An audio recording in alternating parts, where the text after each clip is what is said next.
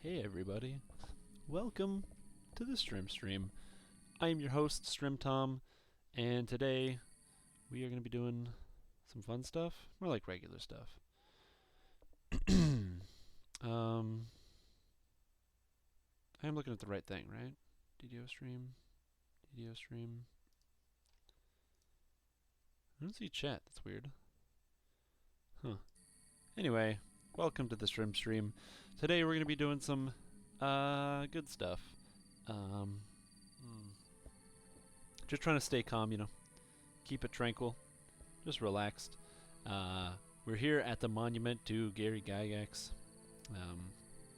Just taking it all in. Now that the Night Revels is over, it's not quite so scary here in Delirious Graveyard. Like, it's still the graveyard, but at least this area is still pretty tranquil, pretty calm. So, as for me, I'm doing pretty good. I've had an interesting week, and I actually have a very cool announcement this week.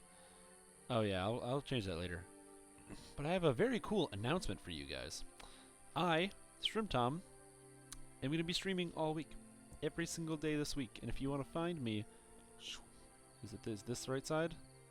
I think this is the right side, right here. Boom. That's my Twitter handle. You can find it exactly when I'm going to be streaming. I'm going to be streaming every day because I took a week off work. I'm on vacation right now. Partially for financial reasons. Not financial reasons, but like I have to. Like, my work is like, hey, if you don't take vacation days, you're gonna not get them, and the year's gonna roll over. And I was like, oh crap, I gotta take my vacation, so I'm on vacation. Also because I have to get some things done, so I will be streaming all the time, but not all the time. I won't be doing like 24-hour streams, although I might do a 24-hour stream. That'd be pretty cool. Yeah, I should do that. Maybe like Thursday or something. Start streaming Thursday and stream for 24 hours. That'd be pretty cool. Stay tuned to my Twitter. Actually, now that I think about that, this is probably going to be the only time I'll be able to do that this year. Ooh. Okay, anyway. Today, I'm going to be playing my monk character. Now, I haven't really played my monk character that much, unfortunately, due to commitments to other characters. If you saw my stream all day today, I reincarnated into my best wizard life ever, which was 6 fighter, 6 favored soul, and 3 wizard. Best wizard life I've ever played. I don't cast a single spell. It's amazing. God, it's the best wizard life ever. I will be doing that later this week, but today we're playing Monk because Monk is still the thing that came out, And I kind of want to show off and showcase some of the cool abilities. So, what kind of cool abilities am I talking about? What did Monk get? Looking at this enhancement tree, all sorts of crazy changes. I'm sure you've seen it by now. Everybody's seen it. Monk is all over the place. Henshin Mystic got a bunch of buffs to all of its different stats. Same with the Shintao Ninja Spy. I'm playing Henshin Mystic because I want to see how the staff works with the new abilities. Shintao, now your fist attacks are much stronger than they were before. They're getting bonus damage all over the place. Really good stuff. I'm very excited to see how this works out, although I'm not really going to be playing a Shintao, we're playing a Henshin Mystic. And then finally the Ninja Spy. They just made it so that you can, as long as you're centered, you can use your dexterity to hit and damage, which means hand wraps and quarterstaff's dexterity to hit and damage. This character is going to be turning into a dex build. Not currently a dex build, but that's my mistake. So, without further ado, let's get going. Let's do some stuff. My character's only level 10. I have not played this character that much because I have been playing on another server, another character. So, it's a little different. So we're going to be doing some leveling here. We're doing all level 8 quests. Level 8 elites. But yeah, it's been pretty good, actually. I'm trying to get something set up this week while I have the time. What I'm trying to do is get... I have a build in mind. A build that I call the $40 build. I'm actually wrong. It's more like $60. I was wrong about the math of some of like the stat requirements I was going to need for this build. So yeah, it's more like the $60 build. But what is the $60 build, you might ask? Well, the thing about the $60 build is it's expensive.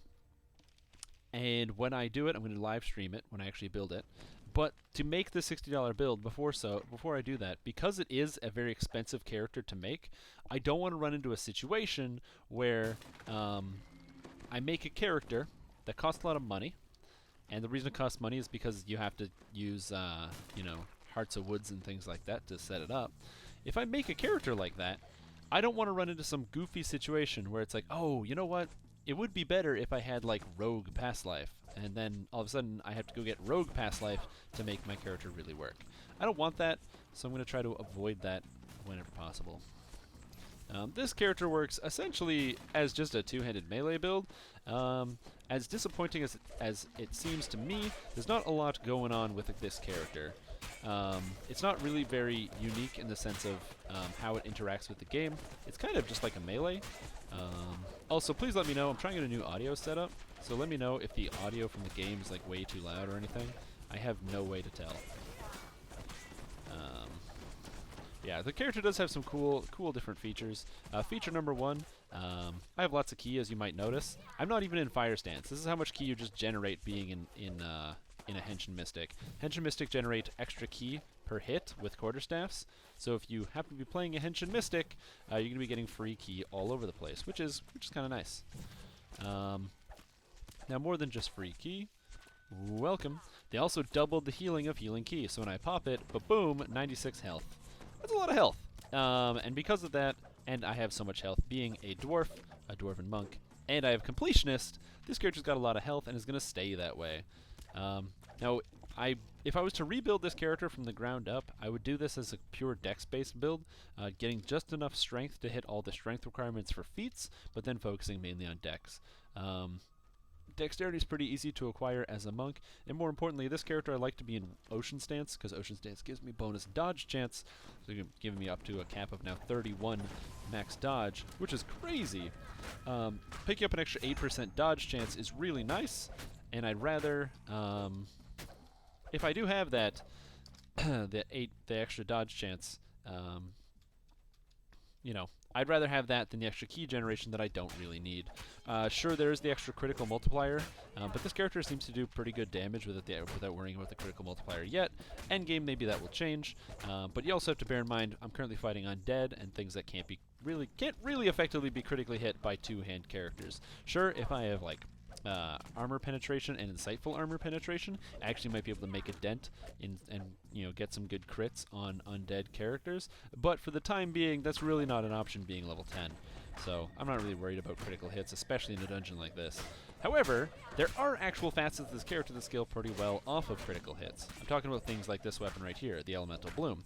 This is one of the best quarterstaffs in the entire game, and the things you can notice that are so great about it, one is an 18 to 20 critical rating, as opposed to quarterstaff's base, which is just straight 20, and it's a ×3. Being that, it has the best critical profile of pretty much any two-hander in the game, and it also happens to be paralyzing and body feeder, so when you land critical hits, you get temporary health. Uh-oh. I gotcha.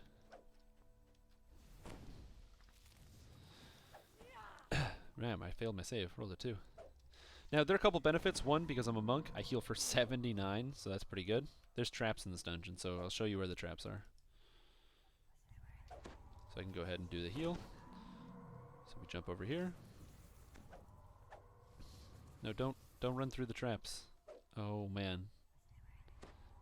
Let's try this again. Nice thing is, because I have so much ki, I can very easily just charge up my Fists of Light. And there's a second set of traps right here.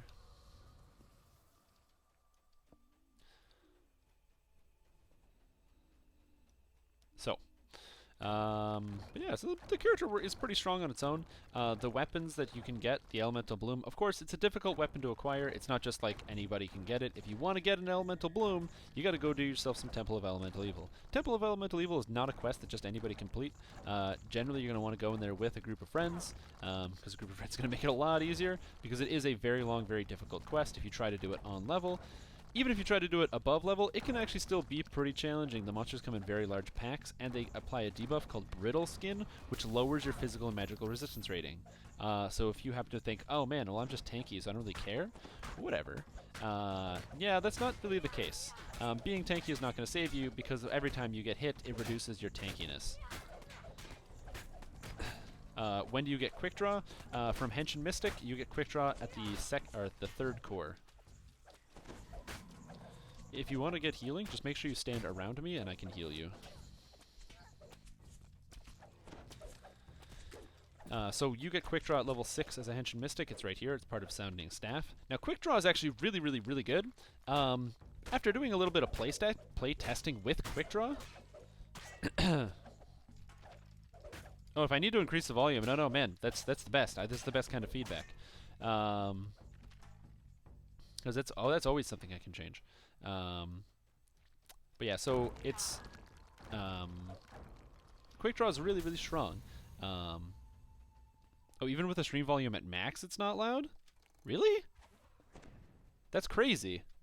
Because I literally have everything on max. I didn't reduce anything. Oh, jeez. My bad. Maybe I'll have to fix that. I will work on figuring how to do that. Because I'm literally at 100% volume.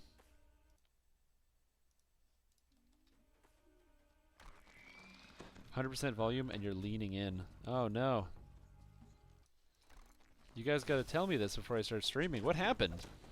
I was streaming all day with the exact same settings. What happened? No. My beautiful, beautiful world is just falling apart.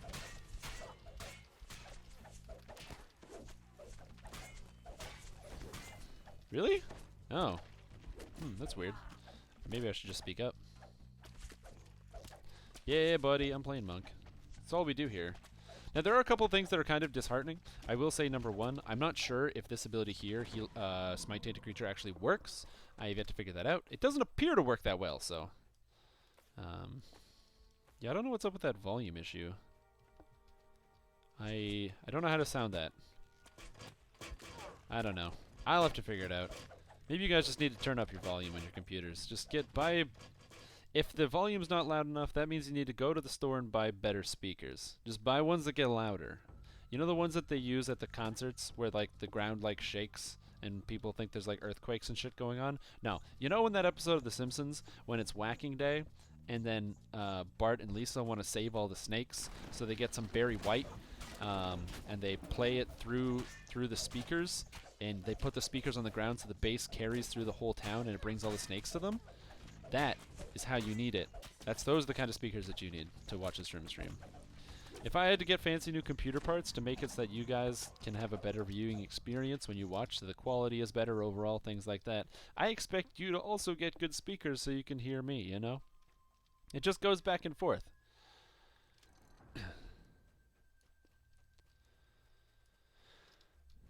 Just think about it like this, okay? When you watch the Strimstream, you're getting the content. But whenever you watch other streamers, it's not content. It's basically it's just annoying, you know? You're watching essentially what is an ad. Because if you ever watched an ad on YouTube or Twitch, you're watching your show, it's really good, and then an ad pops up, and the volume is so loud that, you know, your eardrums instantly burst from your speakers, just shattering, you know, all of your blood vessels because of how loud this ad is, because they want to tell you about Activia yogurt or something. That's basically it's the same thing here. You gotta have me at max volume because the content is just so good. But then when you go to watch some other streamer, that's basically just like I said, it's as fun as watching ads. You know, then you know, that's why it goes so loud.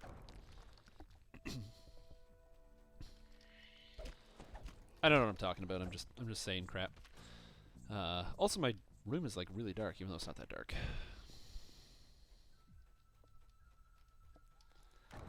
But yeah, so the Monk's pretty good. Now the weapon that I'm actually using on this character is fairly strong. It's just a quarterstaff of good effect and bludgeoning. This means that I'm doing 3d6 good and 3d6 bludgeoning on every strike, which just makes it easier for me. I needed a good weapon to be able to do this, so I kind of just crafted it myself. Cannith crafting is something I still recommend investing in, especially now that Cannith crafting has been updated. I've always recommended it before because you can make neat, cool, twinky items, but now you can make really, really good items.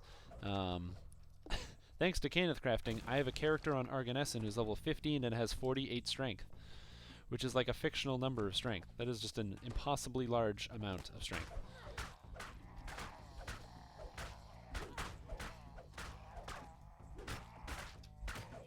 Die, Zangleen. Now, I'm not entirely sure how Smite Tainted Creature works, but this ability seems to do like variable amounts of damage. Like it just doesn't seem consistent to me, so I'm not entirely sure how it works. But yes, I am trying out a new audio setup, so I apologize if there is some growing pains. That's why I'm always accepting feedback on the subject. The audio setup is basically, I am currently listening to copyrighted music, but I don't want my stream to get muted so it can go up on the internet. So I have the copyrighted music coming through my headset, and then I have a little earbud that it gives me the rest of the sounds. So as a result, I have to balance it because I'm not really listening to it that much.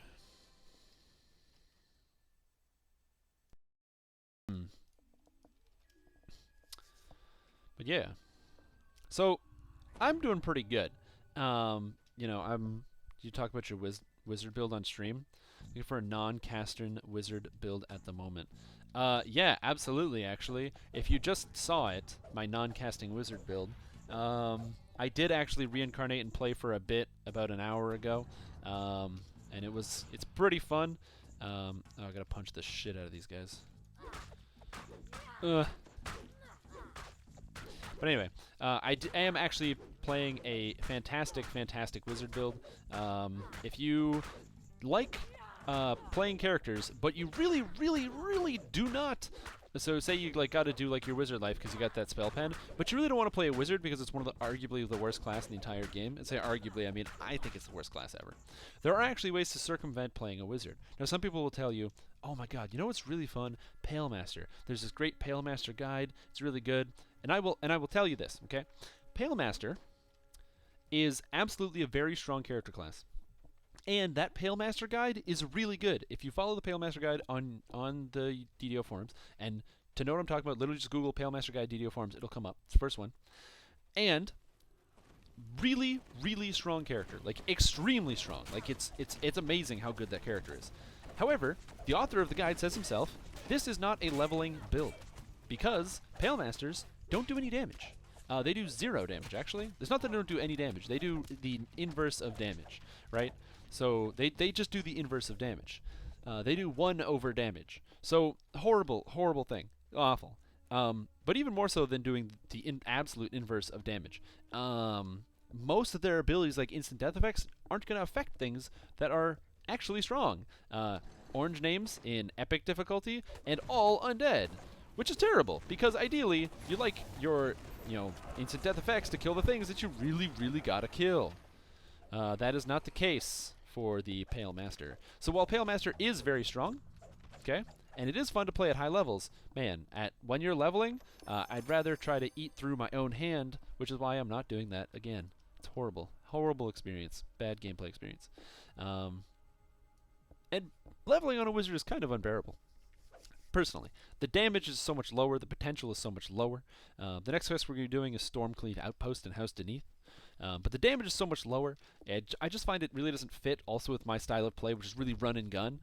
Wizard just seems like it's more calculated, which is why I love Sorcerer, where it's literally a dude running around just like screaming at the top of their lungs and just throwing magic everywhere because they don't even know where it's coming from, right? That's my style of play.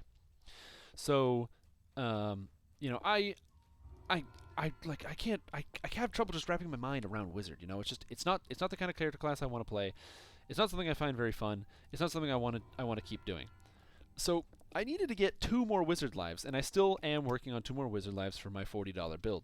I got to get 3 wizard lives because, as unfortunate as it sounds, there is no way to escape spell penetration and spell resistance. If you're playing at high levels and you want to make an endgame character, I'm going to say this is a true promise. You can play literally any build on a first life character, hell, 28-point build, and make a competitive character that can pull their weight and get #1 on the kill chart or just be the most valuable player on the team as a 28-point first life build when you have the gear. Unless it's a DC caster. If you'd like to play a DC caster, go get yourself some spell pen or shut up. Spell penetration is extremely important because monsters, especially monsters like Drow from the Evening Star chain, talking about all of the monsters in Shroud, and in some of the newer quests like Creeping Death and To Curse the Sky, all these monsters have monstrous spell resistance. And if you can't actually beat the spell resistance, it doesn't matter how high you get your DCs, you can get your DCs into the 80s on a first life character. That doesn't matter, because you can't beat their spell resistance. You can't beat it. And to actually beat it, you need high values of spell penetration. Spell penetration is, of course, not super difficult to come by, but if you really want to make sure you're landing it every single time, you got to get really high numbers. The +6 from Wizard Pass lives is a lot. That's a 30% higher chance that you're going to land your spells through their spell penetration. There's a huge amount. That is a monstrous change, right?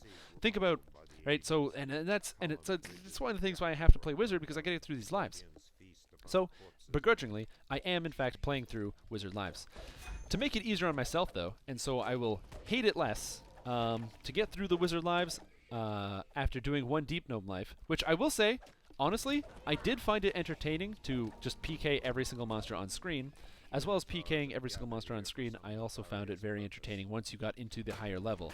Like, that character being like level 30 was a lot of fun. Not so much for the damage, but even still, having access to things like Ruin, Greater Ruin, very high DCs, almost enough spell penetration, it actually felt really good to play. Just getting there was terrible, and since I'm just trying to get the spell penetration, it's not the best way to level. So I thought, well, since one of the worst parts about Wizard is the actual leveling process, you know? Leveling with a Wizard is just straight up terrible. Like, why would you even want to level as a Wizard? All that's going to happen is you're going to have lower damage than everybody else. Ugh, why would I do this? I thought, oh, circumventing the problem. Cool story. They released these new features in the last patch. What was those features? Monk updates! But more importantly than monk updates, they also added 2 new religions to the to the Forgotten Realms. They added more religions than that, but specifically 2 to the Forgotten Realms. The 2 that they added are Sylvanas and Sylvanas, the Nature something, and Helm the Watcher. I don't know what the Sylvanas is, but anyway, Sylvanas and Helm are the 2 religions. What do? Well, Helm does something about bastard swords, and it gives like spot. Like, I don't know. It's whatever. But Helm? Or no, Helm. Sylvanas? Sylvanas is pretty crazy. It gives you this fantastic ability, where it's a toggle ability, just like the Amonitor, where you get the toggle that gives you Fire Shield. This toggle is really good. It gives you 4 armor class, and you can't go wrong with a little bit of extra armor class. Armor class is always good. But a little bit more than that, it gives you +2 to the critical threat range with Mauls. Now, like, bear with me for a second, but that's completely ridiculous. Mauls are a 20 × 3 weapon. Okay, so they crit only on a 20, but because of that, they also get a ×3 critical, which is just, I want to say, the golden standard for a 2-handed weapon. If you're playing with a Great Axe, or specifically the Rift Maker, you'd know that the Rift Maker gets that ×4 critical base on the weapon, which is one of the reasons why the Rift Maker is so strong. It has that same baseline of the 20 × 3, but it gets 20 × 4, making it so much stronger whenever you land that critical hit. Well, Sylvanas just says, hey, take every single Maul in the game and turn it into an 18 to 20 × 3. That's pure madness, okay? That is pure madness. This weapon, which is extremely strong, that I'm using right now, which I won't show up on screen, this weapon, the Elemental Bloom, the 18 to 20 × 3, is one of the strongest 2-handers in the game. And now, Sylvanas lets you take any 2-hander that is a Maul and turn it into that. Gives it that profile, which is complete ridiculousness. So I decided, okay, let's put these 2 concepts together. Make a Favored Soul, Purple Dragon Knight, take the 6 levels of Favored Soul so you get access to the Sylvanas buff. Then play a fighter. Fighters get very low-hanging fruit as their 3rd core in Kensei. They get +1 critical multiplier with all their focus weapons, so if you take Maul, now all your Mauls are 18 to 20 × 4, because you get +1 critical multiplier. What? 18 to 20 × 4? Why is that even in the game? I don't know. I don't know why it's in the game. So 18 to 20 × 4, pretty good baseline stat. I cannot complain about 18 to 20 × 4. But of course, you factor in improved critical, which brings you up to a 17 to 20 × 4. You factor in the extra critical threat range from Fighter, which is now or from the top tier of Kensei, which is now a 16 to 20 × 4, and you have the best critical multiplier and threat range, the best critical profile of any weapon in the game, and it's all of the weapons, every single Maul. So if you find a Maul that has a special higher critical multiplier or a special critical threat range, if Turbine ever makes one of these items and puts it in the game, all of a sudden that weapon will be the best weapon in the game, bar none. Of course, you have to play one of these builds, and to play one of these builds does require you to, of course, be a Purple Dragon Knight, Shader Kai, or Deep Gnome. But that's fine. I'm okay doing that. So the plan that I came up with is, well, I don't want to play Wizard, so we'll have a Skeleton, 6 levels of Fighter, 6 levels of Favored Soul, I'm a Purple Dragon Knight, and then we'll just throw 8 levels of Wizard in there. The Wizard levels don't actually do anything. They don't matter. But that's fine, because I don't even care about the Wizard lives. The whole point is exclusively, just get that free Wizard life. I don't care about the actual skills from the Wizard. So that's my full description of the wizard build. I will be playing that basically all week on my own personal stream. I might be playing the monk a little bit too, but we'll see, and doing some other stuff here and there. But it'll mostly just be like playing the thing. That was some good marathon. I like when I get a subject and I just go. Yeah, the PDK, that's a wizard, but has no points in the wizard enhancement trees. Wizard enhancement trees are for suckers and people that don't know how to read. Because you look at it and you're like, oh man, look at all these abilities I can get. But you don't realize, like, oh man, every other class gets these same abilities, but they're better. Oh no. Playing a Pale Master guy who punches people. I actually came up with a concept, sort of like a build for that. I really wanted to make a Flame Blade build. After I made my first Flame Blade build, I came up with another one. The idea would be to be a 2 monk, 18 wizard, and to use 2 weapon fighting, and use scimitars, like the Flame Blade scimitars. And the idea is that with 2 weapon fighting, I would use both the scimitars, use my wisdom to hit and damage, play as a melee, and also be in lich form. You'd be in lich form because liches, of course, get bonus to their wisdom, and they get bonus damage per hit. They get, is it evil damage or negative energy? I don't remember. It's one of those two. So it's like, okay, cool. So we get evil damage, or negative energy damage per hit, plus I'm dealing fire damage that actually scales with my wisdom to hit and damage. It just seemed like a really cool idea.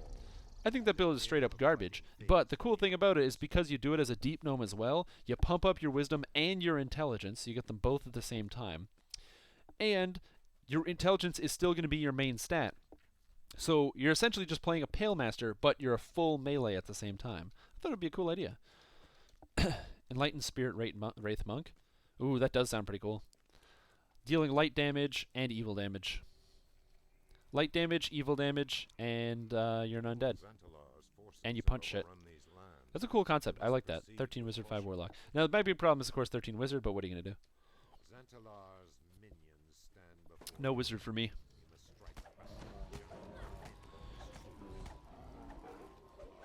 Now, the thing I like about this character is I'm, like, talking mostly. I'm just talking to you guys, just chilling. You know, we're having a good time.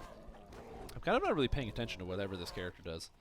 Because I don't have to. Like, I don't really take any damage. If I do take any damage, I heal it really quickly. I have 271 health at level 10. Like, who cares? Probably gives access to Finger of Death. Because if you have 13 Wizard, you can get Finger of Death because it's a 7th level spell. That's my guess. Finger of Death is really good.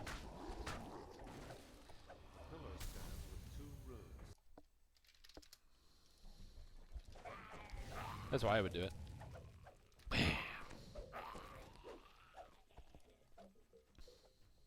I'm just assuming.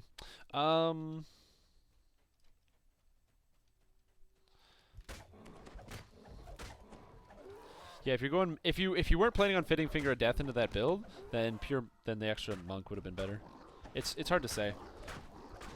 The problem with builds and determining which one's going to be better, because I can throw down some math for you and explain to you why, if you're dual wielding, the difference between Khopesh and Scimitar is going to fall in Khopesh's favor, not only because it's going to be 33% higher base damage, which it is, which is a huge amount of base damage to be higher by, but also it scales with Strength, which is an easier to acquire stat, of course, and also that it's got the better critical threat multiplier, which in many cases is going to be better than your critical threat range.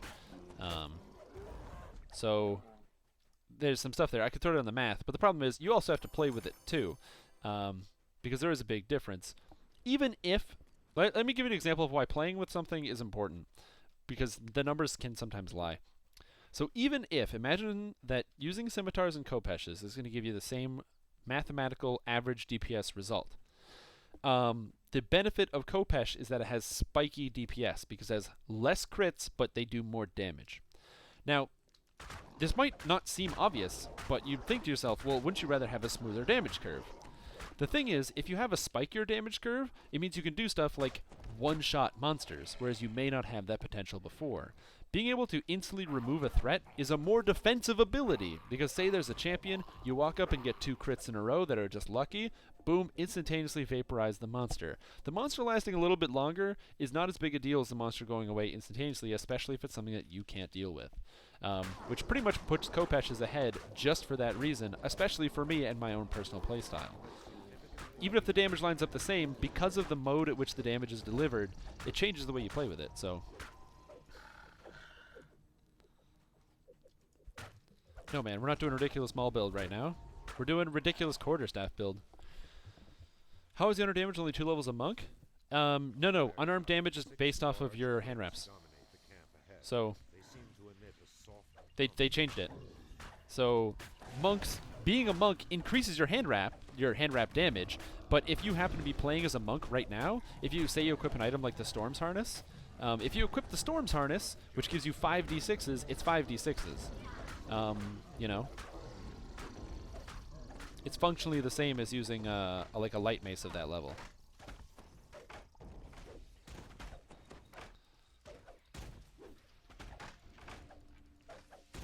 Yeah, if I was to do a Wraith build, I would do, I'd probably either do Wraith or Vampire, but thematically I think Vampire would be better.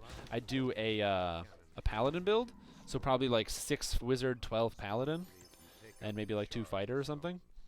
And of course the Paladin is going to give you Paladin, because it's cool, and you get to be an evil Paladin.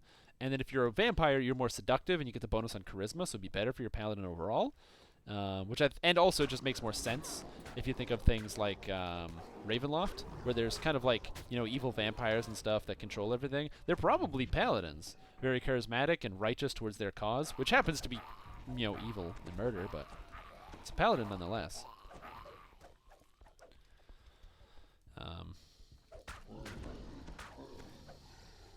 Yeah, that's why if you're looking for another build that's similar, but is better in every single conceivable way, try Tempest Ranger. Tempest Ranger gets Incorporeality, really good dodge, insane single target and area of effect damage, self-healing. Pretty good character class. I highly recommend Ranger. Tempest Ranger.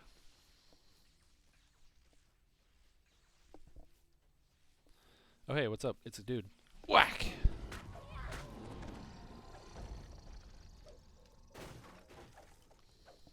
So, yeah. Anyway, I've been talking a bunch for probably the past half hour. How about you guys? What's up? How's everybody doing today? Anybody have any new or exciting builds they want to share?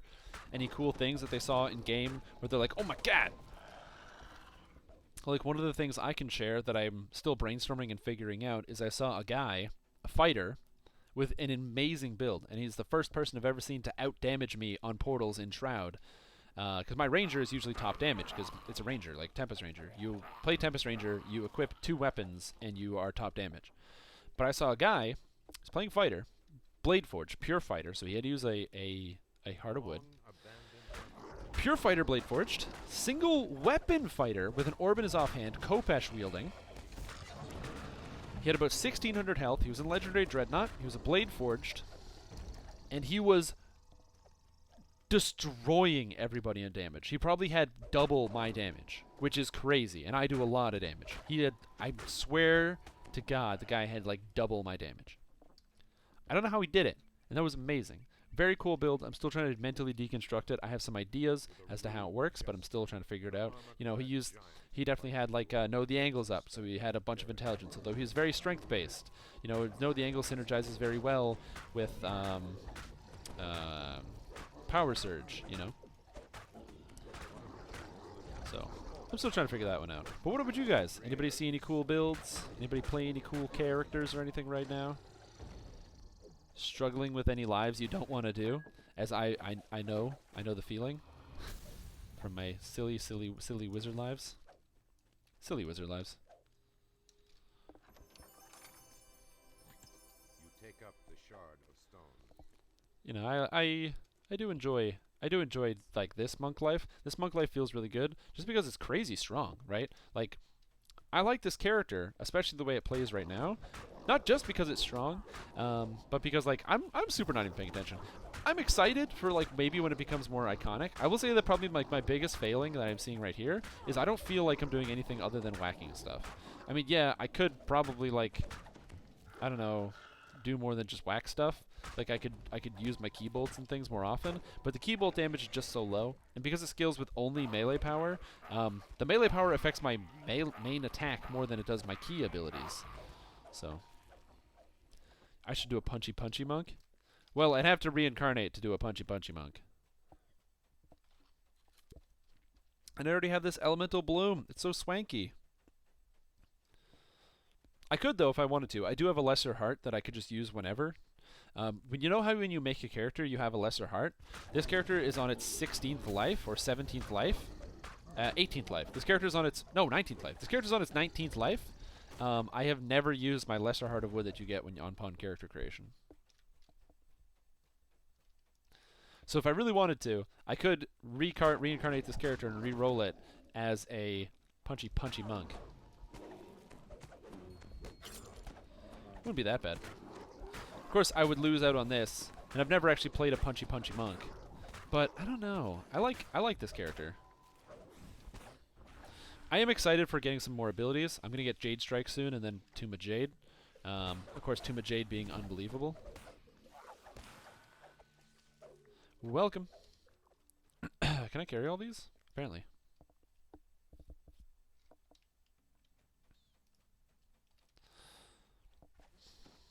But as far as it stands, this character is pretty dang strong. I don't know about doing a punchy punchy monk. I think the thing that gets me about punchy punchy monk is mostly that like I know punchy punchy monk is good. Everybody is currently playing one, you know. So I know punchy punchy monk is extremely good right now. You know, very high damage. This crowd control is off the charts. Able to scale your stats, very tanky as well. Punchy punchy monks are able to hit over 150 physical resistance rating, very high armor class, just all sorts of crazy garbage. How about two dual wielding? You know, nobody's doing it. Let's figure it out. Hey, browsing monkey, how are you doing today? Centered with Kopesh's. That does seem pretty cool. I'm gonna turn this guy down a bit because I don't really want to listen to him. The trick for this one, by the way, if you're soloing this and you don't want to fight all the giants, if you step right up to here, you don't aggro the giant, but you do pop out every single one of these skeletons, which is going to save you in the future.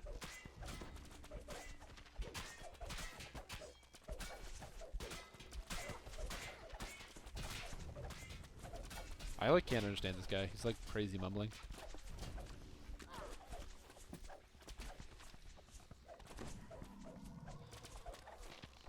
Ooh, and how are you finding the build? You enjoying your domination of the entire game that is named Dungeons and Dragons Online, effortlessly breezing your way all the way up to level 20? Where not even one single monster will stand in your path? Oh, sorry, your mic was breaking up a bit. To get to where we are, you go through the Anvil Fire Inn, which is the back of House Deneath.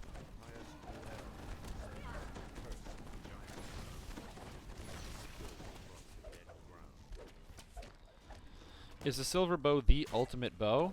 Well, that's a difficult question to answer. So the answer that you are probably looking for, if you have it, is yes. It's the best bow ever made by anybody on Earth. It was handcrafted by the gods themselves. Unless you don't have the silver longbow. Then, nah, it's not really that good. You don't need it. Don't worry about a champ. I don't really have a good way to explain that, but do I have an intelligence item in my backpack? Wisdom. Accuracy. Seeker Deadly. Oh, Seeker Deadly. Oh, this is a good item. Why am I not using this? That's a really good item. Damn, plus 5 damage? I want that. But yeah, the silver longbow is really, really good. Yes, the silver longbow is outclassed by other bows, such as Unwavering Ardency is a better bow. Bow of Sinew is a better bow.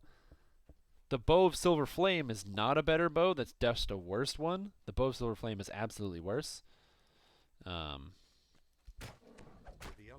Yeah, you're probably talking about the Unwavering Ardency longbow. The Unwavering Ardency longbow is very, very good.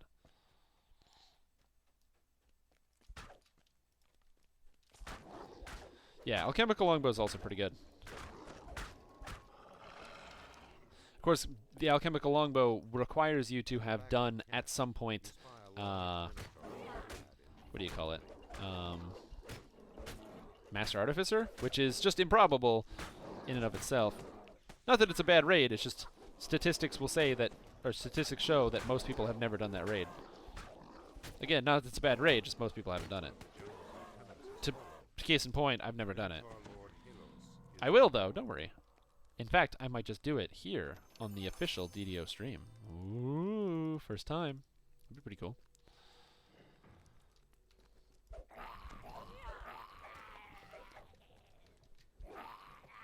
But yeah, the Silver Longbow is a pretty good weapon.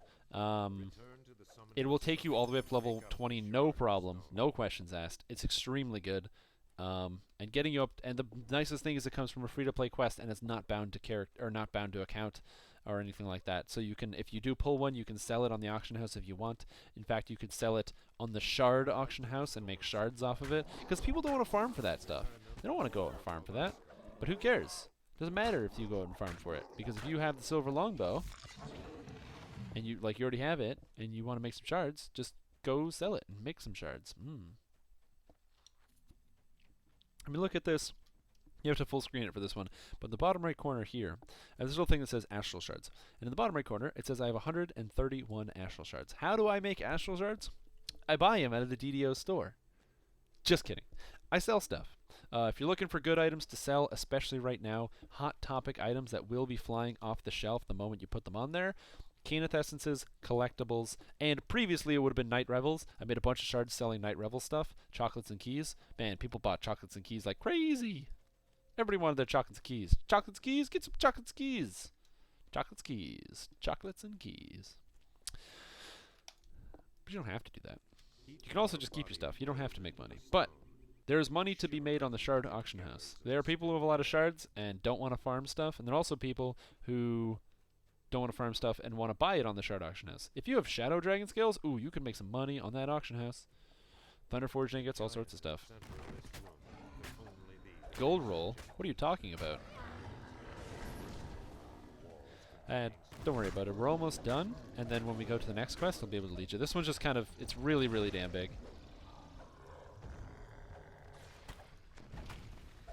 Gotta kill this stupid earth elemental. What are you talking about? Gold roll?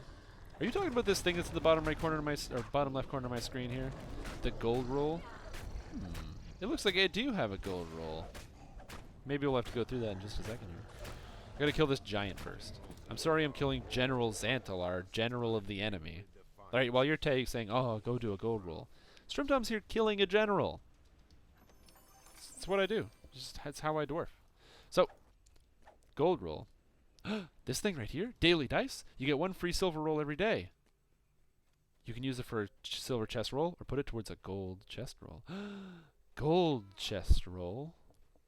Ooh. What is that?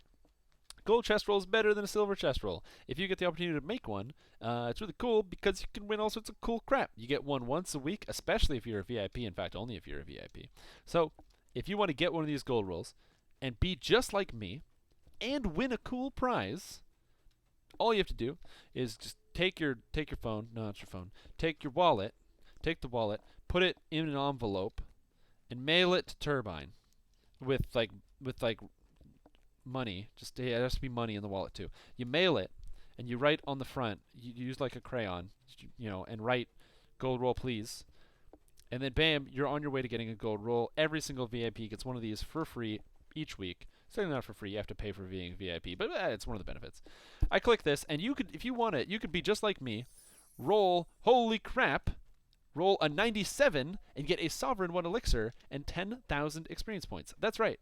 I just got 10,000 experience points and a 3-hour elixir of 50% bonus experience. That's madness. And you think, oh, well, normally I just do a silver roll. right? And what do I get out of my silver roll? Oh, I get 300 XP and 2 potions of haste. Do you want 2 potions of haste? No. Do you want 300 XP? Well, maybe, but you'd want more than that. But you definitely want sovereign experience elixirs, gold rolls. Spend your money.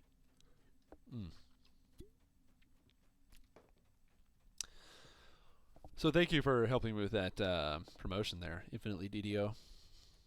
There's no better way to do it than when it's unprompted promotional material.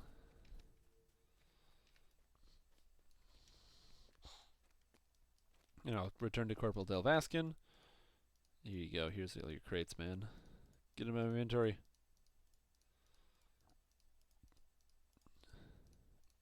Oh my god.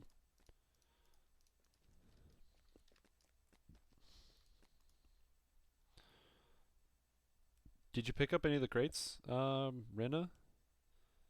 Because if you did, you should turn them in to Corporal Delvaskin.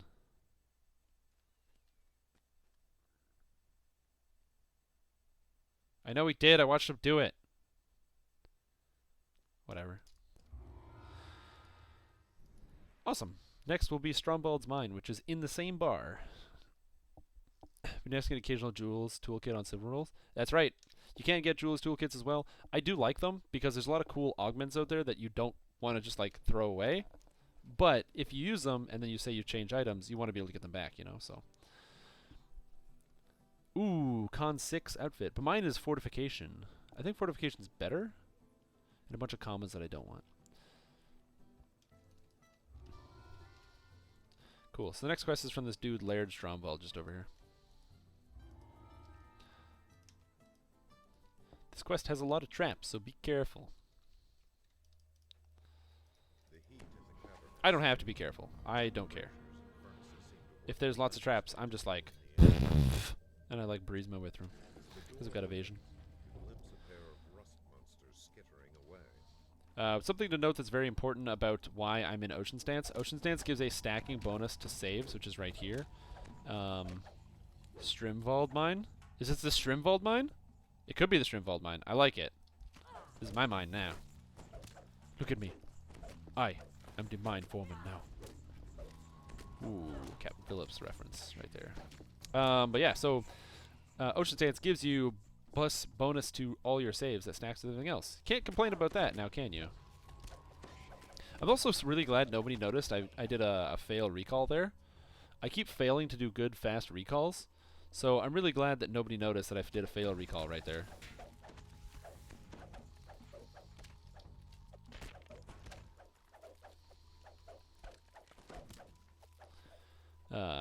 Because for those of you that don't know, you can do a super recall, and I'm going to show it off later. I'll show off the super recall.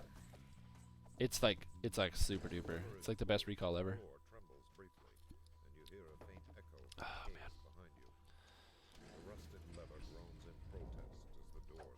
man. Because the thing is, I need to become a better monk player. I need people to like get on my case when I don't, and when I do things that don't make me an amazing monk player.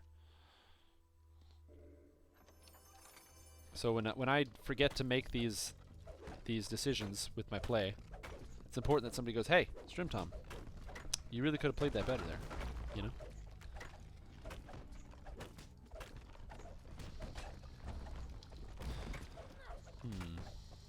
But yeah. I don't know, my week's been pretty good so far. Day 1, I didn't go to work. Can't complain about that. Not that I hate my job. I don't dislike my job, but man, it's always nice when, they think about it like this. It's a really nice feeling when you know you don't have to get up to go do something, Rose Durocan, he helps me remind you. I don't know. I don't know where Durocan is. I actually do. He said that he is unfortunately unable to make it tonight. Usually he would be here supporting the Strim team for the Strim Dream on the Strimstream, but he is unfortunately unavailable tonight for whatever reason. Probably doing something silly and pointless like schoolwork, like an asshole. Just like, oh, look at him, just like focusing on his schoolwork or something. Like, I would never do that, and I would never encourage that. I would never endorse that. If you're in school, please, the most important thing is every Monday, watch the Strimstream. Say you have like a late night midterm or a late night cram session, because I've had that. I've had professors host midterms at 8:30. Guess what? You know what you should do? Skip that midterm. It's not as important. Watch the Strimstream. you know. I'm telling you straight from the bottom of my heart of like really what's important, okay, and what's gonna get you farther in life. Because I'll tell you a secret, okay. I never graduated, so you can not graduate too, and I'll show you the best tips. Don't you want to be like Strim Tom? Just stay out of school, or you know, graduate, get your degree, and get like a real life or something, and become an adult, and get kids and family and all that. But I think personally, just you know, from the my background of not graduating, I think it works out okay sometimes when you get lucky.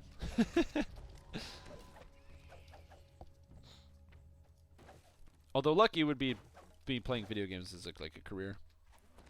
I remember when I was younger, I didn't really want to have anything to do with video games from like a job. Like I really had no interest in like game design because like I knew when I was like 9 years old, my parents were like, airship effects? I don't know. I don't hear any airship effects. Is there an airship effect? But when I was a kid, I always loved playing video games from a very young age, and my parents were like, "Oh, so like you're gonna go into game design or something, right?" And I knew when I was like 8 years old. I remember, or maybe it was 9. We were at maybe it was 8. Actually, probably even younger than 8. I remember being at the video game rental store, and I rented an incredible game.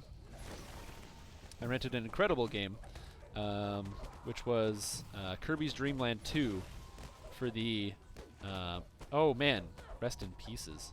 Rented Kirby's Dream Land 2 at the video game store for my Nintendo Game Boy at the time.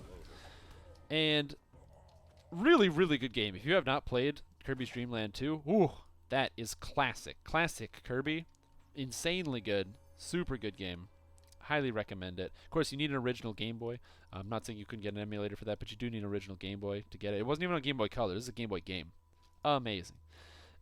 You go and get that game, and my parents got that game for me, not got it, but like rented the game for me, and I remember just sitting there thinking like, oh man, what would Kirby's Dream Land 3 be like? Now bear in mind, I was like 7 or something, and I had no idea that Kirby's Dream Land 3 was already out. Okay, so let's not talk about that. So I'm thinking to myself, what would that be like? What would Kirby's Dream Land 3 be? Okay, and so I'm trying to wrap my little like 7-year-old mind around it, and I was so unable to. I couldn't think of anything. I couldn't be like, oh man, it would have like this or something, and it would have like this extra feature. Like I don't know. Kirby's Dream Land 2 had like animals that you could ride and crap, and it was awesome. I had no idea what they do for Kirby's Dream Land 3, so I was like, okay, well, I have no idea. I just shrugged my shoulders. And I knew right then and there, my parents were like, the same day, like, hey, do you want to be like a game designer when you grow up and do programming? And I was like, no, I don't want to do that. Ooh, baby, those guys hit hard. But I knew right away, I was like, I don't want to do this. And so I never really got into game design or anything like that, even though it is definitely like games are one of my passions. I definitely feel like if I was to get like a job in like a game related career, it wouldn't be in specifically design. I really like the entertainment aspect. I like streaming for all you fine folks. Fine folks. Folks that are fine.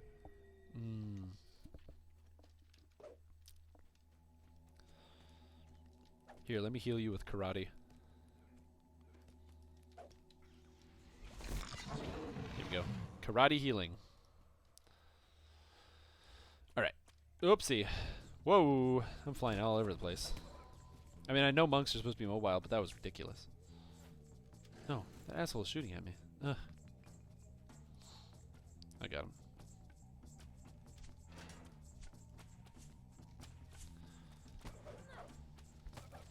Yeah, here's the thing. I would like, a job that I would love to do would be like not like content design, you know? I wouldn't want to do content design.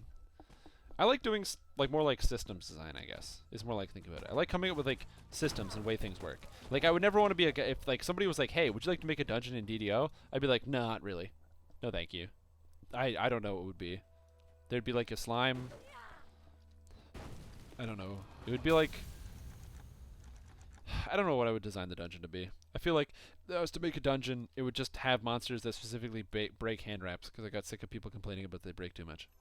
That's what I would do. That would be my dungeon, and then everyone would hate it, and it would be awful. So like, I don't think I would want to do content design, but like systems design, background work, kind of things like that. I feel like I could do. Like I think it would be interesting to do like oh we have a problem. People don't like the way that the Kenneth challenge system works. What would be a better way to come up with something that's more engaging? That maybe we do a change on the leveling system, even just the class design, stuff like that. I like things like that, but the actual like 3D adventure-y stuff. Like, I like playing Dungeon Master, I really do. I do have a lot of fun with it too. But I'm not gonna lie, all I do is just play obscure video games and then just use designs and set pieces, like areas, names, things like that, from obscure video games that I know the people that I'm running the game for don't play. So, yo. No, that's weird. Somebody came to my door and then I wanted to let them in and they didn't want to come in. No, come here. Huh, intimidate. Oh, I forgot. I have key shout, which is kind of neat. That's something that I would more like to do. Not so much like the actual like game, like or not the game, but like the adventures design. All right, we're missing some corpses, so we're gonna need to go find them.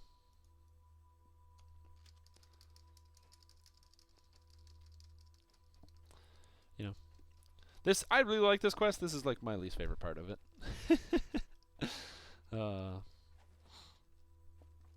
But yeah, that's the thing. That's why I think it's like good that everybody's a little bit different. I really like a lot of different types of like artworks, things like that. But I'm not great at drawing myself. And I know exactly why I'm not very good at drawing. I don't enjoy it and I don't practice. So I'm terrible at like coming up with like designs and things. I find myself not too creative, especially when it comes to like, so if you're like design a new type of monster, I would be like, ooh, it has like 3 arms and one of them comes out of the middle of its chest, and then that's when I get taken off the design team. And then they put me in the corner. So like, there's definitely like reasons why I wouldn't want to do things like that. Yeah, there was a corpse right there. Game critic. I'm not as critical of games as other people. Like, it depends. I'm critical of DDO because I play it all of the time. But man, when I like play a new game, I'm very like, if I like it, I like it. So like, especially if I like it a lot, I'll start going into it. But usually, if I don't like it, I just won't play it. Like a great example is like, I remember playing the original BioShock. That game was fantastic. I love that game. I still do enjoy that game. It's a really good game. If you haven't played it, I highly recommend you give it a shot. Although, if you can, make sure you get it on either the PC version or the PlayStation version, because those ones had the extra hard difficulty setting, and that is honestly the best way to play the game, because if everything feels tense all the time because it's so much harder. But I played that game, and I really liked it. And then I played the second one, and that was a mistake. Hey, I found the last body. Cool, good work, everybody. What's next? Oh, I don't want to do Faithful Departed. Let's do Caverns of Koromar in House K.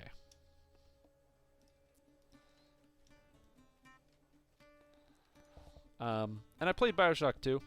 Now, if you haven't played BioShock 2, that's a really good thing. Don't. It will ruin the franchise for you. Just don't do it. Please don't do it. Please don't do it. Don't play. No! The recall! Oh no! I'm trying. I'm talking. This is hard. God damn it. All right. We got this. We can do this. I'm not an idiot. I might be an idiot, but I'm not an idiot. What does Jade Strike do? Increases physical vulnerability? Okay. Is that an enhancement? Oh god, too many buttons. Look at all these buttons. God damn. But then you play BioShock 2. BioShock 2 is an interesting game. In the sense that like it definitely challenged the idea of what made a game fun by taking the fun out of it. The bosses were uninteresting in that there was one boss and it was uninteresting. So like there was that. There was, unlike the first game, which had a final boss fight, this game didn't have a final boss fight, even though they had a boss. They had a person who could be the boss. To be the final boss, they said, no, there's no boss fight. The story was awful. The premise was awful. The gameplay was awful. It was one of the worst experiences I've ever had playing video games. Oh, Tomb of Jade! I'm going to do that a lot, by the way. The moment I get Tomb of Jade, you're going to hear me say the words Tomb of Jade a lot. It's like one of my favorite abilities. Is this just on critical hits? I don't know. But yeah, it was just an awful, awful game. And then there was that new game, or not new game, but the game that came out after that, BioShock Infinite. It was like sort of like a sequel, but it was like a different story. Whereas BioShock 2 is a direct sequel to BioShock 1. BioShock Infinite was like a different story in the same universe. And I played that game, and that was like probably one of my least favorite games of all time. I hate that game. I hate everything about it. I think it's stupid and dumb. It was no fun. It was frustrating. And I don't mean from a challenge standpoint. I had no problem like with the actual difficulty of the game. Just the concept, the gameplay, the implementation, the story. I'll never play that game again. So, because I was very passionate about the first game, I thought about the other ones more critically. But in general, I'm not too critical of games. I'll just play a game and be like, man, that was a really good game. And generally when I play games, I really go all in. So I'll like start playing, and then I'll like lose like a week of time in a game. So, fight me! Man, look at all these guys. I don't know. Maybe I'm crazy. But I just like different games differently. That guy needs to stop coughing. He just needs to chill out. But that's one of the reasons why, like, I don't know. Everybody just likes different games, you know what I'm saying?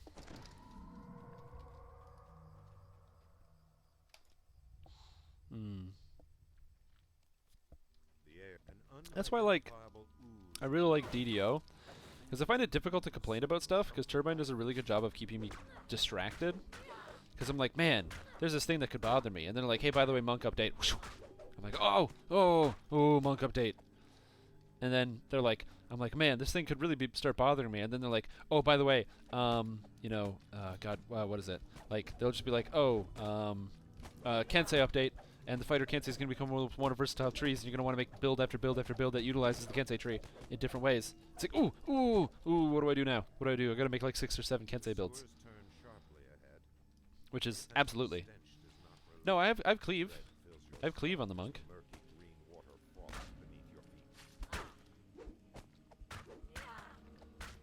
I have cleave. And frontal AoE.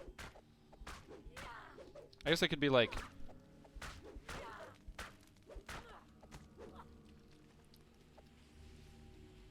My combo goes away when I equip a weapon? Oh my god, this is the worst.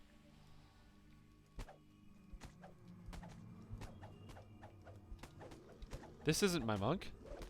This isn't my monk? What do you mean this isn't my monk? This is absolutely my monk. I'm confused. What happened? What do you mean this isn't my monk?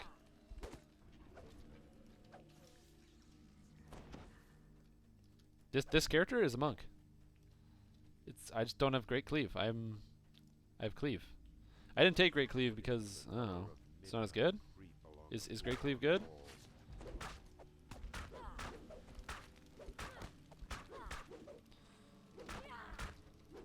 But I could be like, and hit for like 80 damage, which isn't bad. It's like good AoE.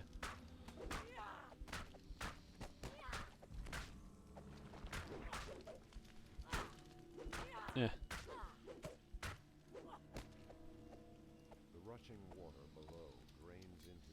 Really, only in the Grandmaster Flowers estimate, and there is Whirlwind.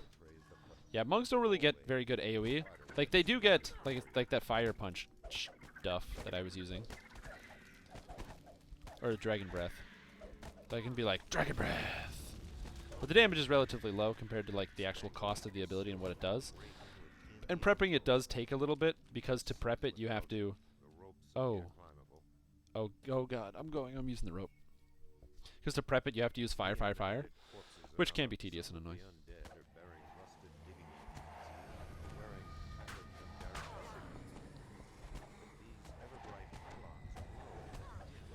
There's like a lot of monsters here. What's happening?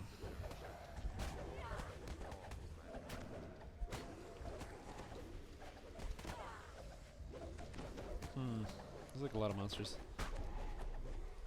Now, like I said, one of the best parts about this character is that I actually don't really take any damage. So, like, yeah, I'm taking damage or something, like, for sure. Oh, hey, I rolled a 1 on a will save. That's bad. But I have enough key that I can just turn my key into healing, kind of.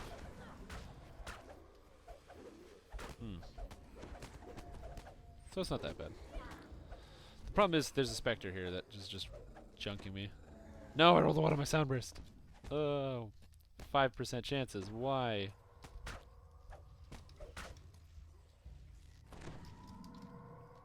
This is a treasure chest. I don't even know what's in this. A gold key? Oh, it's usually... Is that usually there?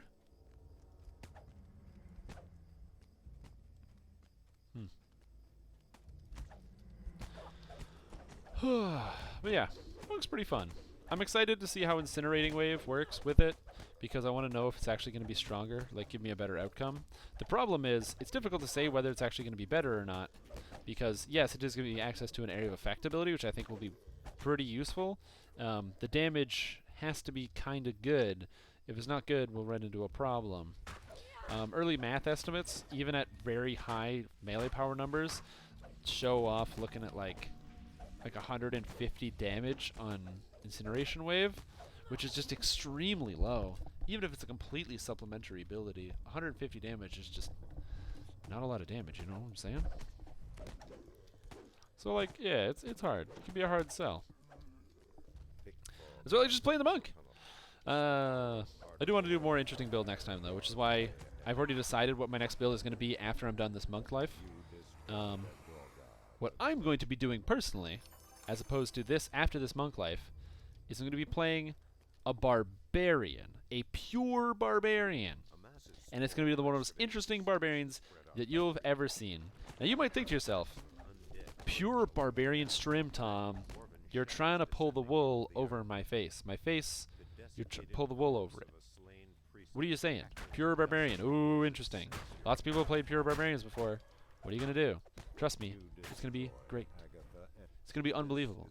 You won't be able to believe it. I already can't believe it. It's not even butter. Like, what is this madness? So, I have a kooky build cooking up. You know, cooking up. It's cooking here.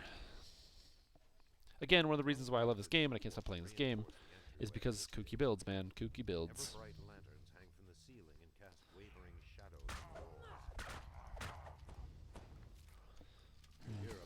By the way, I'm still looking for kooky builds. So if you happen to have a kooky build, you're like, I don't know if this will work, I'm going to give it to Strimtom. You can feel free to do that.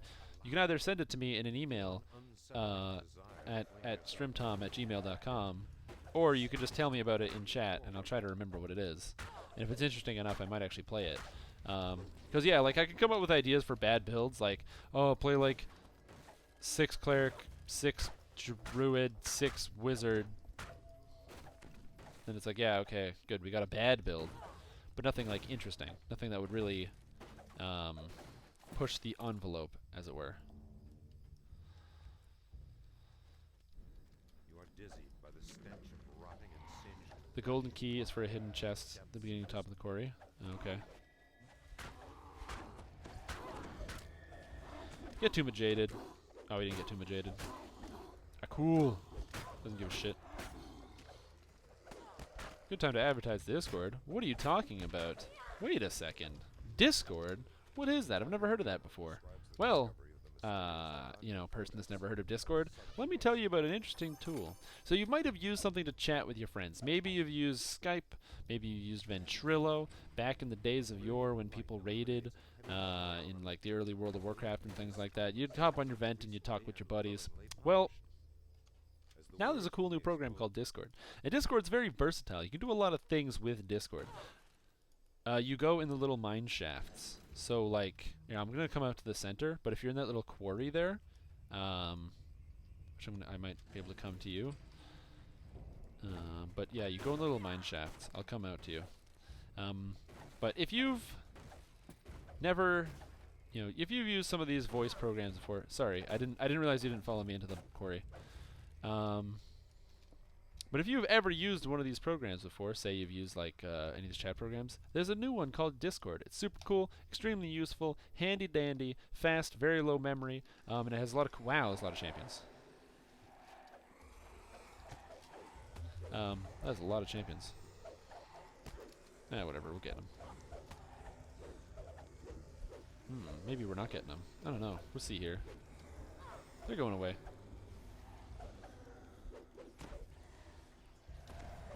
Die. Oh my god, so many champions. Sorry, I'm getting distracted because of the champions. But yeah, if you want to chat with your friends in interesting new ways, in fact, meet even people you might not know that still share the love for the same game, may I introduce you to the Dungeons & Dragons online Discord. A great way to meet friends and meet some new people, hang out, boom, you click that link, it'll take you right there. Don't have Discord? No problem. It has a web client, so you don't even need to download a program, although if you do like it, I highly recommend downloading the program, because the program is way better than using the browser-based client. What? I missed my special attack opportunity? What kind of garbage is that? Anyway, so we have to go into these little mine shafts. So you come into the mine shaft. Anyway, on this fantastic Discord channel, you can find all sorts of cool people. There's discussion about different builds. If you want to find like a guild, there's a guild recruiting thing. They talk about builds. They talk about all sorts of stuff. Caneth crafting if you need advice on what to do. Or maybe you need help trying to figure it out. Also, if you want to get to know people that are on your server as well, there are individual server sections for each individual server. So, say you're like, man, I play on Arganesson, but I don't know anybody. But bam, you log in, check out Arganesson, you can see who else is there and stuff. Through the Discord group is how I actually found my current guild that I'm in, and it's how I started, doing special cool events that I've gotten to do on this stream in the past. So it's really cool. It's a great resource, and I highly recommend you utilize it if you want to take your DDO career even further. Hey, what's happening? I am playing on Galanda. I just didn't update the thing. Thank you for reminding me. Galanda. Update. This is actually Galanda. This is Galanda. Galanda. It's all lies, actually. It's just secrets and lies. Kooky build that I haven't been able to work. Shader Kai 20 Monk Ninja Spy with commas. I can't help you. I have no idea. Commas are terrible. Oh, wrong way.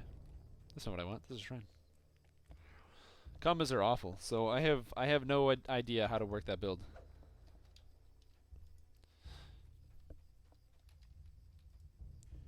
Nice! You getting a massage and you get to watch Strimstream?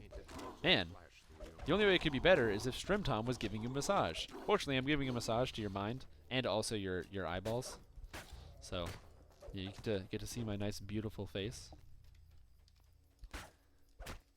You can't go wrong when you got Strimstream on your screen. Technically, this is Stramtam, but it's the semantics. We don't talk about the little details. I could go for a back massage. I get knots every once in a while from sitting up so straight in my chair 35 hours a day. I'm not here all the time. Most of the time, though. It's hard to, drink beer and also use these at the same time. Goodbye. Let's use these. But yeah. Anyways, so yeah, it's been pretty good. I like this character so far. I'm excited to see how it ends up in the end game, simply because I don't know. I know it's good while leveling, right? I'm not really having any problems or issues. But how good is it going to be when you actually hit level 30 or whatever, or 40, or even level 50? How good are the stats, right? And how do they compare to other players? And I think it's important to always think about that. Because, I don't know, other people have different skills levels and things. And especially when I think about, the punchy monk, they have a lot of really obvious benefits. Very, very fast attack speed is one of the benefits. The faster you attack, the better your character is going to end up being, right? Really fast attack speed synergizes really well with Fists of Light, because the faster you attack and the more attacks you make per second, the more healing you're going to get back. Unlike Vampirism, which has like an internal cooldown, this effect right here doesn't have an internal cooldown. It just has to be on a target. So if you have Fists of Light on a target and they're marked with the healing curse, you're going to be getting all your health back, which is kind of convenient. Oh man. But yeah, I don't know how you make a good monk build that uses commas. Not like I said, not trying to be like rude or anything, but the problem with commas is that they're just not a very good weapon. Oh yeah, the Barb Favored Soul 2 Fighter Maul build. That goes tree form. Okay, good luck with that. I think that Barbarian Favored Soul would actually be really good, because you get the crazy critical threat range. You're looking at like a 14, or easily 15 to 20 times 15 to 20 times times 4. So I think that'll be really good. Like I think that build would actually be crazy strong. That's why I need like kooky. Like if I look at it and I'm like, oh man, you're using that new ability that's really good. I need something that's crazy. Tree form. I'm gonna be honest. I've never actually played a tree form build. I've seen some pretty good tree form builds. So like as an example, I've seen some pretty good tree form builds that utilize like warlock, or sorry, it was a wizard cleric build that utilized both the auras from wizard and cleric to try to get more spirit generation.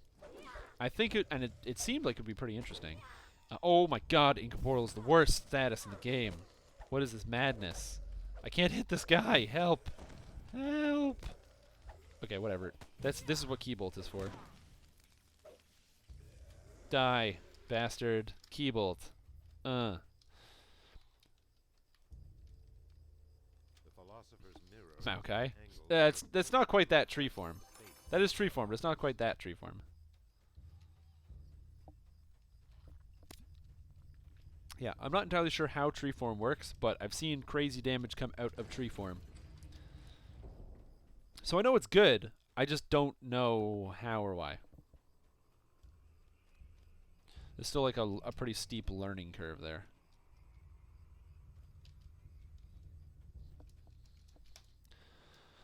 But like I said, the math is there. I think it would be pretty good.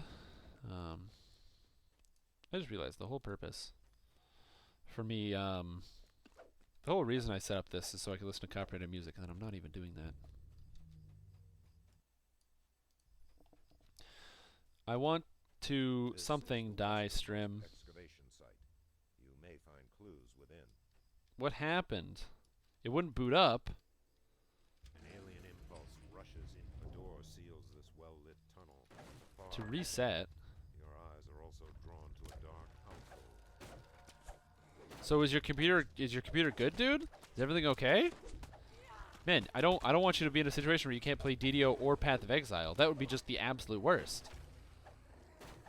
Like I just today got myself like re-updated Path of Exile because I wanted to play it because DDO was down for like 6 hours and I couldn't play. I didn't end up actually playing Path of Exile because DDO came back up by the time it was finished updating. But I could have. It did not take 6 hours to update Path of Exile. I just didn't start the update till like 30 minutes before.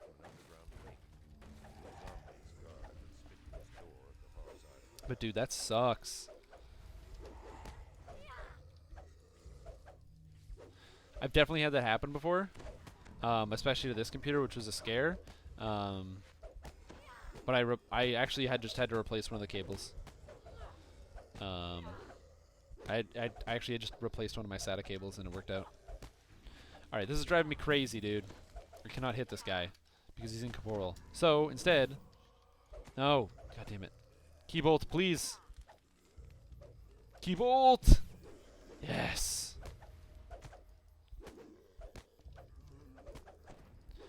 I have yet to play it, actually. I haven't had a chance. The problem with Destiny is that while I wanted to get that game and then play it, is it takes like decades to actually download for whatever reason on my Wi-Fi. And it's like 14 gigabytes, so I'm going to have to leave it overnight. Yeah, I'm glad to hear your computer's back to normal. You know. Because like I said, if I like my computer, if I was like using it or like whatever, and then all of a sudden it just like it exploded on me, I'd be really, really, really sad. I I like my computer a lot. If it just stopped working, I don't know what I would do. I mean, I'd probably like go outside or be social, but I really don't want to do that. I like sitting in front of my computer and like playing video games. If I like had to leave the house, oh god.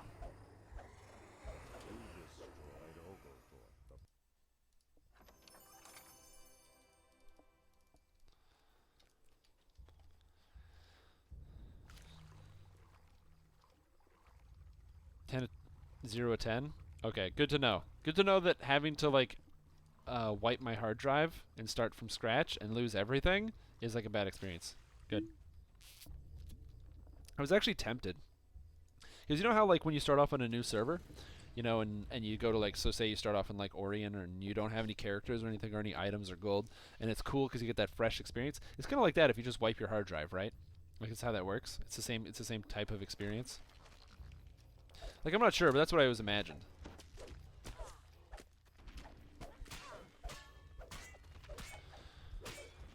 It's just like the same thing. You're just like, there you go. And see, now while you're reinstalling everything, you've got Strimstream to watch while you reinstall. Halfling 20 Dart Thrower. Okay. Rogue Dart Thrower, eh? Alright, how do you make a good Rogue Dart Thrower? Does Assassin get even benefit with ranged? I think Assassin's only melee, right? And, oh my god, a Rogue Dart Thrower. Okay, so that gives you access to, so the best weapons of the game are Return to Sender and Epic Return to Sender. I don't, that guy just, okay, whatever. He did not follow me. Anyway, the best weapons in the game are Return to Sender and Epic Return to Sender. Which, no! What? Oh, I forgot to pull the lever! No! Can I climb back up this? Hold on. Hold on. Hold. Oh, oh, oh, I can maybe climb. I can climb this. I can totally climb this. Bro, I can totally climb this. Oh my god. No. Why did this happen? Why do bad things happen to good people? Eh. Oh, wait.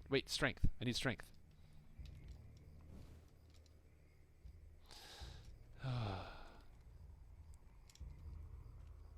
Damn it. Doesn't work. Ugh.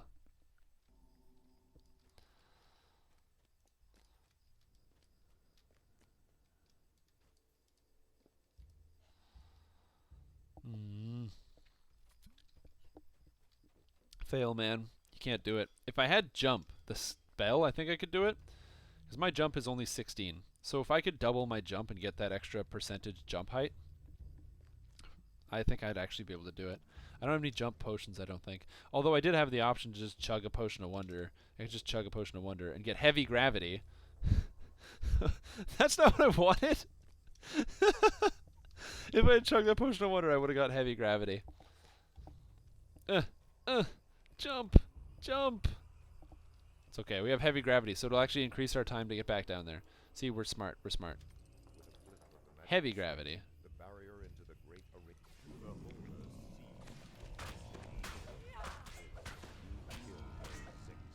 That could have been bad. Ooh. You've done it before? It's a pretty sad feeling when you jump down there. Heavy gravity. I like how fast I fall. That's awesome.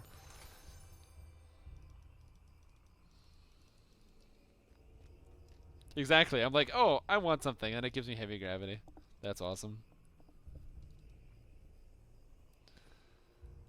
Cool. Next, I'm gonna do Vault of Night Parts 1 and 2.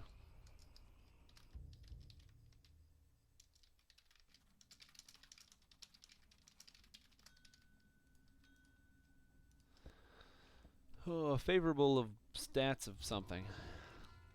No! Oh my god! I don't even look at the other screen! You know it's happening too. You know it's happening. Like, I don't even notice. My god. Well, that's dwarves. Dwarves are the fat bottom girls. They make the rockin' world go round. This looks like the underground highway to Varas Arena. Thrash Arena? There we go. Contact. Keep your guard up. Spectators. My god, I'm so bad at this video game. I am so sorry to all my viewers. I have failed all of you so many times. I'm gonna get this recall, I swear. Oh, god. I feel so frustrated too when I realize I've screwed it up. Oh my god. Oh my god. Oh my god. Okay, well hopefully I'll be able to get this time. I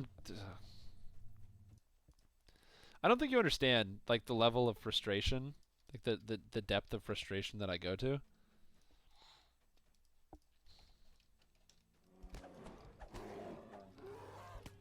Starts to contemplate everything in my life.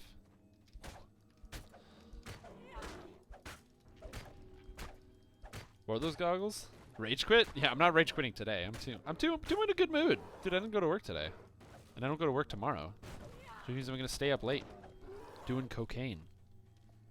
Well, I'm not gonna do cocaine, but I'm gonna stay up late. Hooah. Dirge told me blah blah blah blah blah. You'll be the one who pays. And I'm gonna kill this guy with my weapon. Yeah. Give him vulnerability, physical vulnerability. His Jade Strike gives him increased damage from physical bludgeoning and slashing attacks. You're not concealed. Screw you, bastard. Ooh, get rid of that con damage.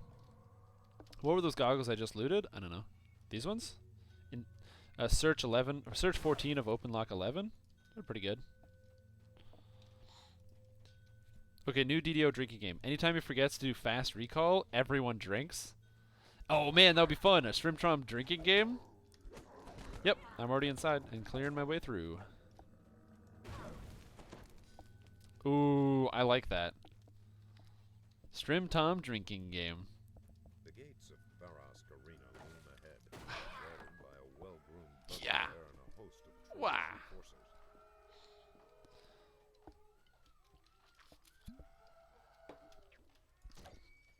Yeah, because you literally have to drink. Although the problem is, if it was drinking when I like Main event. didn't do the recall, I don't do that many quests, so you drink like 2 drinks in an evening, and it wouldn't be that good. But if it was take a shot every time I forget, holy crap! Hey guys, we're doing harbor quests. Yeah, man. Could you imagine? I mean, I'd do that. Intimidate, bluff. Let's go with intimidate. Kill the softies. I mean, the kobold is also a softie. I mean, I know he's scaled, but like, they're like the soft scaled creatures. Like this kobold's no like, you know, like 8-foot tall ogre or something some garbage like that. Ooh. Yeah, I could go for a Strimstream drinking game. I actually really do like the idea of potentially doing like a very long stream, like a 24-hour stream or something like that. That'd be fun. I do have the week off, and I don't really have anything else to do. I also like the idea of doing like an alcohol-laden stream. The problem with doing a drunk stream is that involves me getting drunk in my house by myself, which I don't do too often. And then the other problem is I'm always worried that, especially if I do like a drunk stream, is like things happen or you say things or you do things that you don't really intend to do. So it's like, and it's all recorded is the worst part.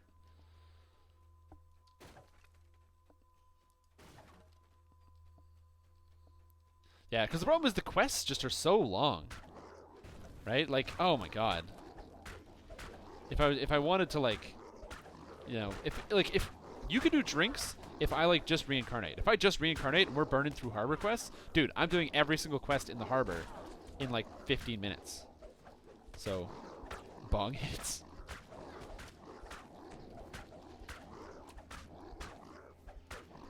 A 24-hour stream doesn't sound terrible. It sounds awesome. I get to stream for 24 hours, and the world gets 24 hours worth of Strimstream. Never-ending Strimstream. No breaks, no sleep, no food. Okay, lots of food. You can't have no food. Probably like a pizza. Oh, Chinese would be even better.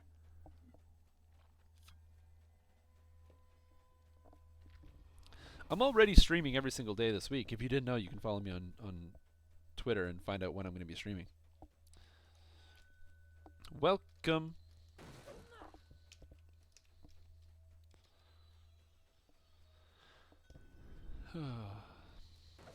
Bong hits. No, I'm not exciting enough for any stuff like that. I'm just your vanilla, regular, plain. Whoa! Whoa! Dude, that guy comboed himself out of the planet. That ogre just comboed himself out of the planet. Like, he did the combo and, like, went through the wall. There's 2 bodies and there was 3 ogres. What just happened? Oh. My god, what is this madness? Well, as the people say, there are no bugs in DDO. That is a feature. That's a defense mechanism. Game realizes, oh, we're going to give him a hand. So, holy crap, that guy just comboed himself out of the wall. Whew. Could do breaks where I just talk. That's true. Well, I would have to do, like, eating breaks and stuff, right? And bathroom breaks. Those would both be allowed. Now, I wouldn't, like, bring my camera into, like, and, like, my computer into the bathroom when I did so. I could probably put it on wheels and do that if I wanted to. But I would definitely take breaks to, like, eat and stuff and just chill with, like, the viewers and things. No, that was not an ogre quick recall. Yo, you get out of here. You with your hurtful words. I want to do a quick recall, okay, guys? You act like I don't want to do a quick recall at all. I do. Do you have a shortcut for accepting people into my party? No, why? Am I supposed to have a shortcut? Is there a shortcut? I don't know if there is a shortcut. Gladiators in ready room 1, get moving. Rogan, the promoter, shouts, "We have a last-minute team for today's blood." Yeah. I don't know. Is there a shortcut? I don't have a shortcut. I just click it like everybody else. Unless other people don't click it. Unless there's a shortcut, I don't know.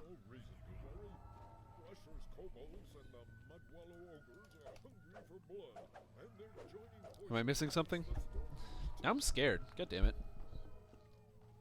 I'm not fast recalling right now. I could fast recall right now and, like, click myself out of it. Could you imagine? Oh my god. Do the fast recall.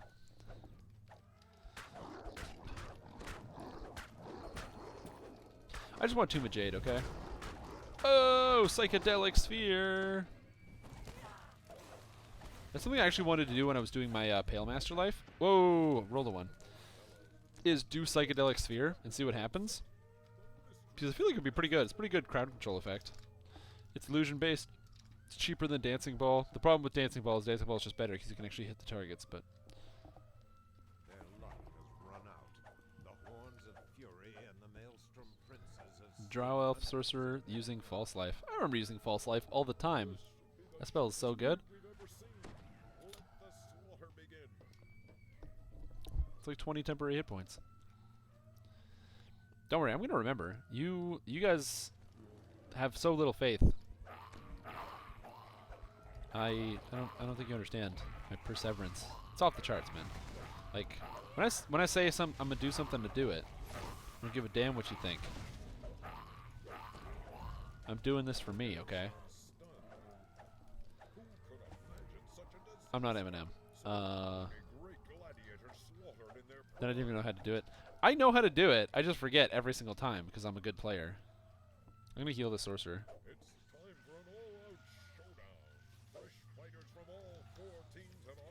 Nah, I'm just really fast. Mango Mountain Dew? Yeah, it is weird. Why did you buy Mango Mountain Dew? That was a mistake. I bought Voltage Mountain Dew, and I have a fridge full of it because I was like, I kind of want Mountain Dew, so I bought it at the store.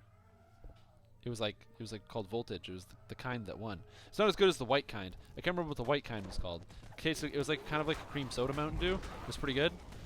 I can't remember what it was called, but that one was my favorite one. When they had all the flavors, you could vote on it. That's true. That's true. I can definitely see that of being like, man, I've never had this type of flavor of food before, and then you buy it because you gotta know. Because sometimes it's actually really good. You know, like Like, there are people that look at pizza Pringles and are like, pizza Pringles. But, like, what do you mean, pizza Pringles? Pizza Pringles are this kind of Pringles. Like, they're amazing. But you wouldn't know that unless you had to try it, you know? I don't... I really don't think... I don't think that was the name.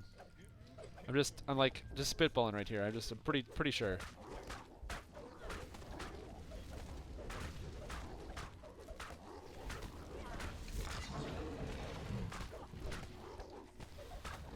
Bam. Take that.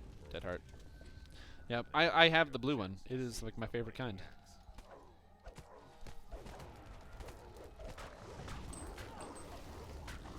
Die, bastards.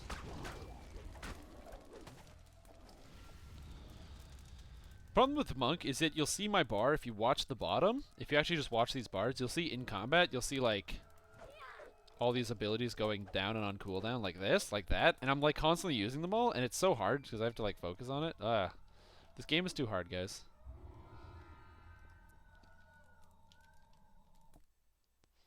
So. Oh my god. That would be a very poor ad campaign, I think. I think that one would not go that well.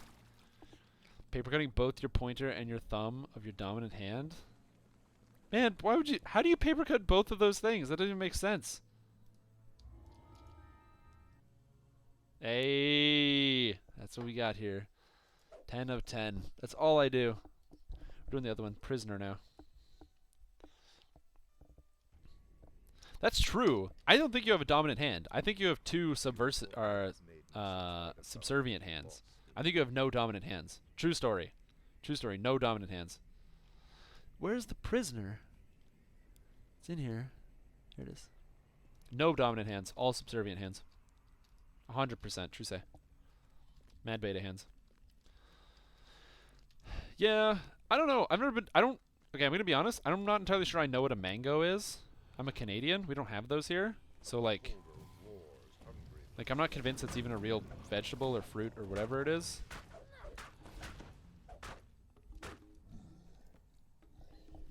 So, like, I'm not sure on that front. But I'm sure it's good.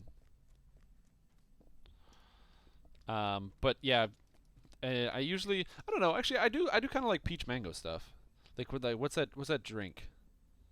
It's, like, really thick. There's like this really thick protein type drink that you can get at the grocery store. That's like peach mango. It's pretty good. Try burning the back of your hand with a hot iron. Why would you try that? That sounds like a terrible idea. It sounds worse than the mango Mountain Dew.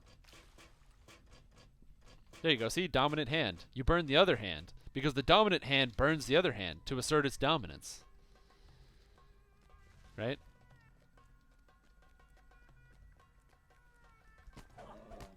We are doing the prisoner. It's in House Kundurak.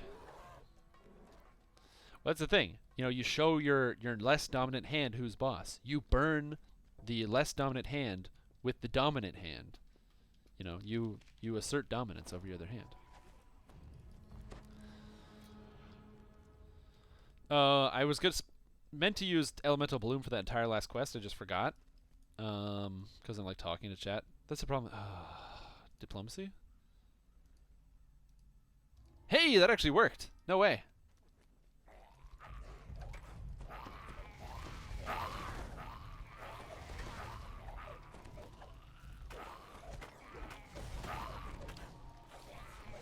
Oh, man.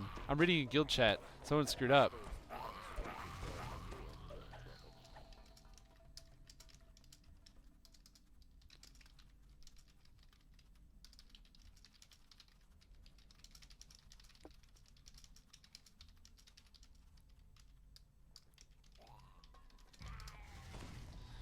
The guy in my guild apparently just reincarnated, because it's kind of like a leveling guild, but he thought he was going to get an Artificer life, but he got a Rogue life. Or, sorry, he wanted a Rogue life, but he got an Artificer life because he thought that because his first level was Rogue, he would get a Rogue life. But that's not how that works. He had more Artificer levels, so he got an Artificer life. Oh, dude, I feel so bad for that guy. Oh...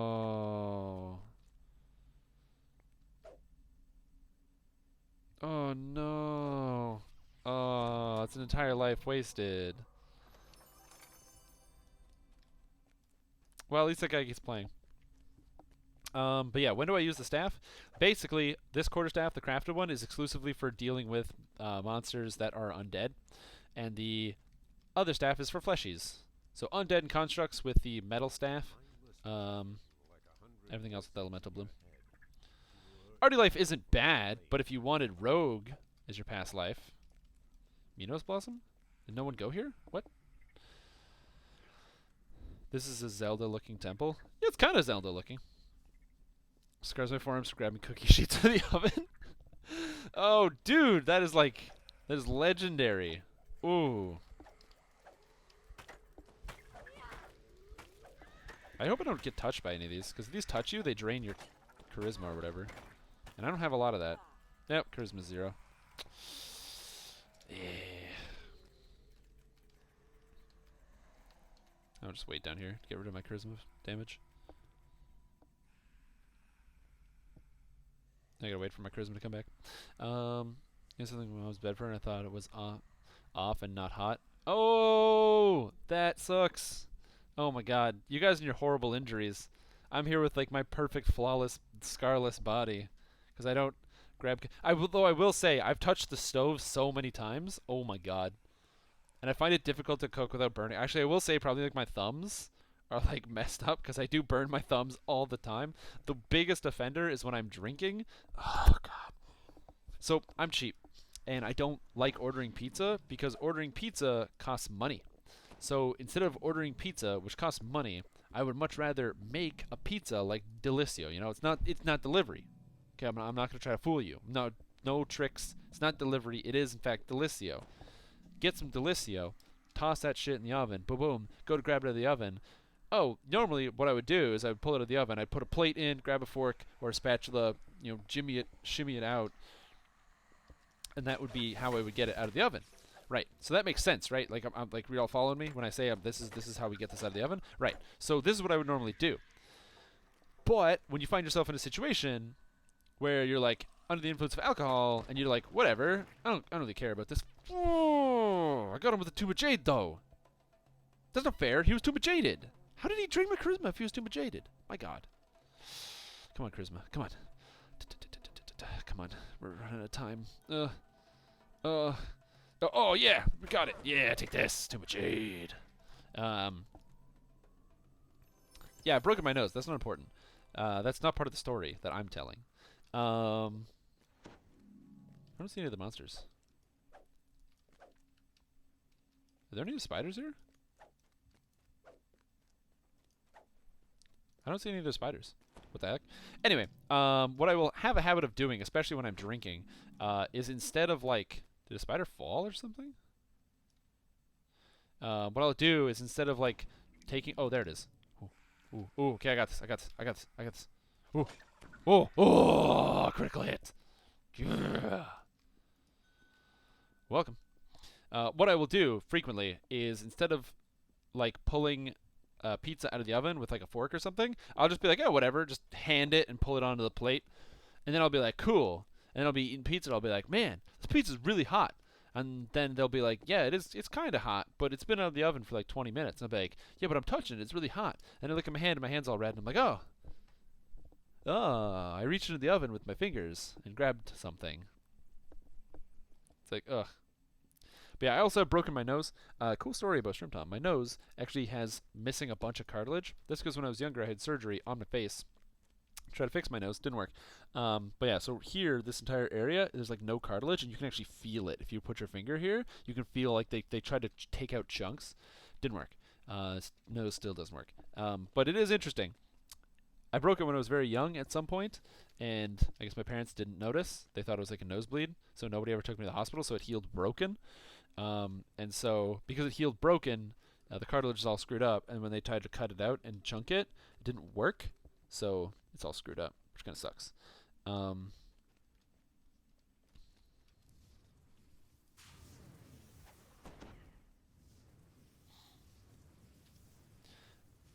Sorry, I'm focusing on this.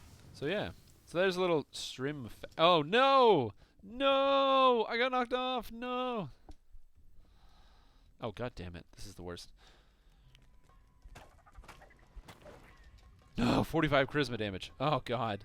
That's so much charisma damage. It's way more than I need right now. As long as I can get one. I just need 1 point of charisma, and I'll kick this guy's ass with the Tomb of Jade. This guy has no idea what kind of Jade tomb he's going to be put in there. Ooh. Ooh. Come on, spider. Come on. Come on. Give me that charisma. Come on. Come on. Come on. Come on. This is hard because the spider's like fast. Come on. Come on. Come on. Come on. I'm going to get my charisma back. And you're going to be so screwed, spider. You're going to be so screwed. Ooh, I got it. Got it. Got it. Ooh, I'll take that. Genius. I'm so good. Scar from mud wrestling. On the other knee from rollerblading. Soccer goal dropped on your knee and foot. A scar from being kicked in the head. Damn. Yeah, you never loaded in, so that should work.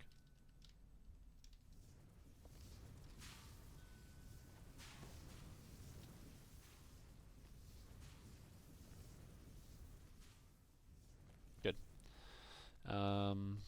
Damn. Scarred on my hair from failing and lodging wood chips in my skull. If I cut too short, it pops up. Oh, wow. I would have thought the wood chips would break against the skull. My god. See, this is your guys' problem. See, you guys like played sports, you went outside. Oh my god, like the sun? Oh my god. See, this is just the worst. See, me, I didn't play no sports. You know, none of that. None of that. No sports. Okay? Instead of sports, I sat inside by myself playing video games, which for me worked out very well because look at me. Look where I am now, you know. Like, say it's one of those where are they nows. Here I am. Computer games. I was not quite as active. I never got involved in any like sports or anything like that. Largely because I'm lazy. Well, not lazy. I just never found an interest in sport. It was never my thing. Big team sports and stuff like that. Which is crazy, which I honestly think is really weird, that I was never a really big fan of sports, considering that I was always big in raiding. I always liked raiding in video games. Raiding, of course, is like a big organized sport, right? It's kind of like the same thing. So you're beating a boss instead of other players, but you know you gotta work together with other people, and you're trying to beat like a specific boss, and you have a specific goal, and it's organization, and it feels triumphant. Nothing. We'll just wait at the start. We're getting the dagger. So it's interesting. I just never really did sports when I was growing up. Never liked it. Lodged. Ooh, God. Forceful winds threaten to send you off into the ether. Yeah, just stay there. We'll be there in a second. After this quest, we're going to do Zorian Cipher, which we should be able to do because we have 4 players, which you need. What lawful wraps am I using? I'm not. I'm literally just using my fists. Just my fists. Nothing else.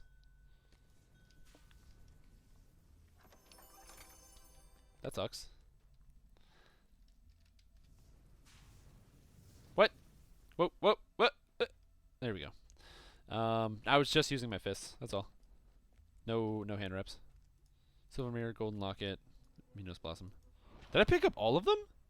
Man, I didn't realize I picked up all of them.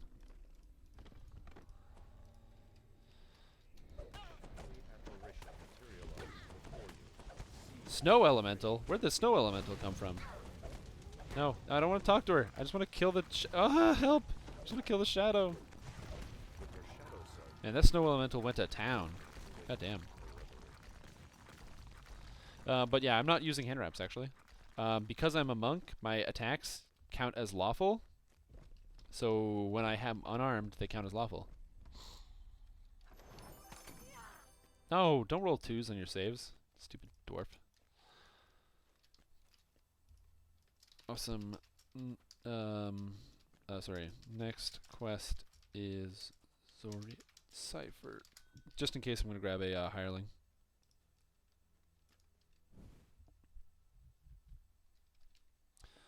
Grab a hireling, just in case, because you never know. You might need a hireling for stuff. I'm also going to repair my my staff. What you're going to notice is different than the last time I played a staff build, is that this character's staffs are not breaking all the time. That's because I did the Adamantine Ritual on this staff. The Adamantine Ritual just ups the hardness by 5 and also increases the durability. Very good. So, no, it's not Shinto enhancements. This gives me Baishik, I guess, or Baishk.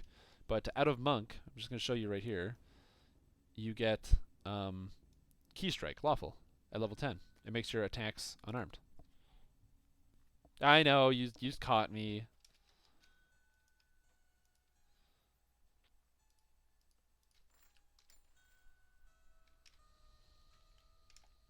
Oh my god, everybody leaves.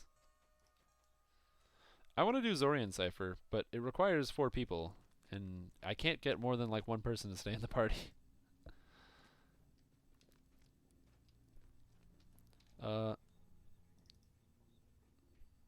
Yeah. Instead, let's do the Shadow Tombs, if you want to do that.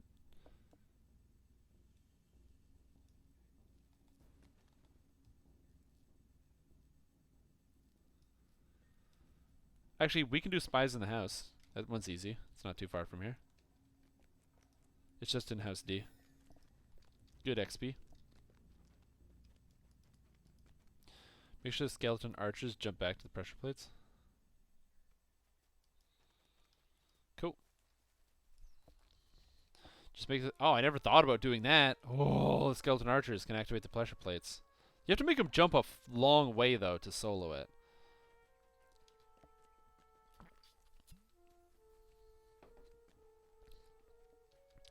There's almost a part of me that would rather, like, get hirelings, like buy gold seal hirelings and have them hold the doors open. Where am I? House Deneath.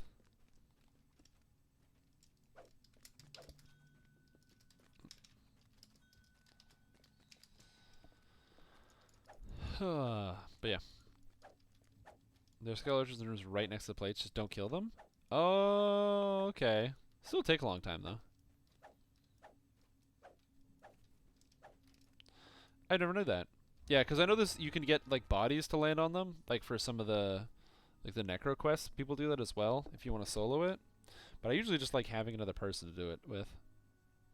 That's my preferred method of doing it. Having another person to do it with.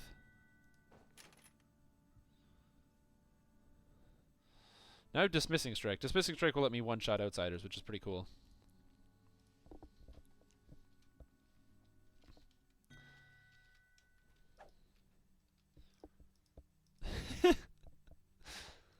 Oh.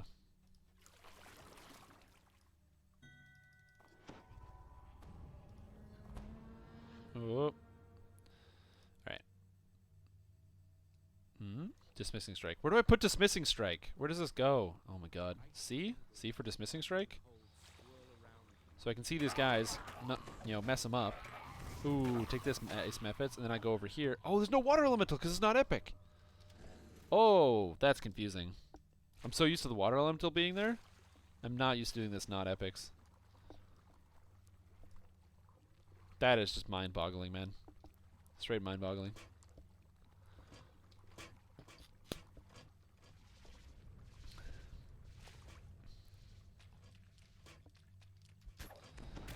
Now this quest is hard because I have to swap weapons a lot, but it's okay because even though I have to swap weapons a lot... Whoa, how'd that guy get frozen? What? Oh, he's stone-skinned. Oh, Colors of the Queen. You can't Dismissing Strike an undead, can you? Does that work? No, it's only extra planar. Oh, so it only works on like the Mephits. Okay.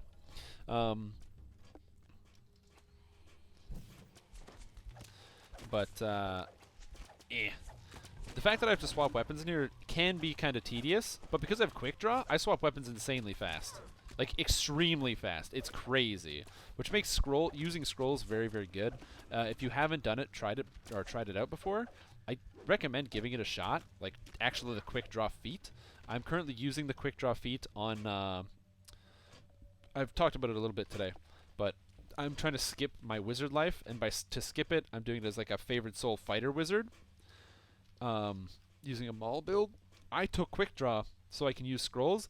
Oh my god, Quick Draw, guys. Quick Draw is so good. Oh, it feels so good. Like, if you know how scrolls feel really sluggish, and sometimes you equip them and you hear the equip sound going over and over and over, but it's not actually equipping and it gets really annoying? Okay. I'm telling you, scrolls.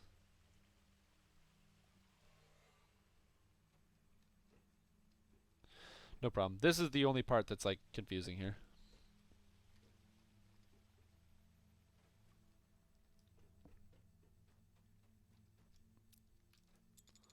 I just realized I don't know how to get up here. I mean, I know I have to... Oh, man. I know I have to turn on some of these valves. I don't know how to get that one to turn on there.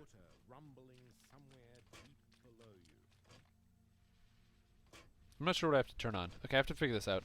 I'm thinking about it. I'm like, oh, I know how to do this, but I usually do this with my jump a little bit higher. Wait, do you have the jump spell?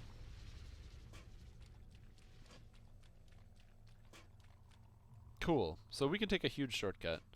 I accidentally fell, so if you can cast the jump spell on me when I catch up to you, we can do this the shortcut way. But yeah, quick draw actually feels really good. Look at these weapon changes. Yep. Thanks, man. Ooh, even better. Okay, so just jump over this bridge onto this platform here.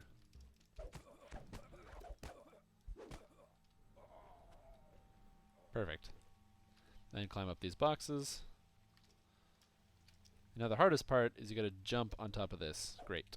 Just above us.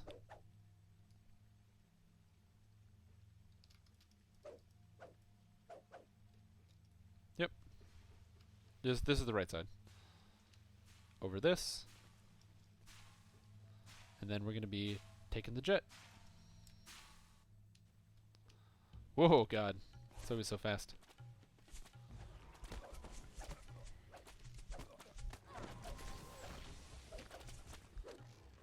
Now, where did you end up? Okay. Do you remember your way to get back up there to the jet? Cool, because that's the most confusing part about the whole thing. After that, it's just a straight line.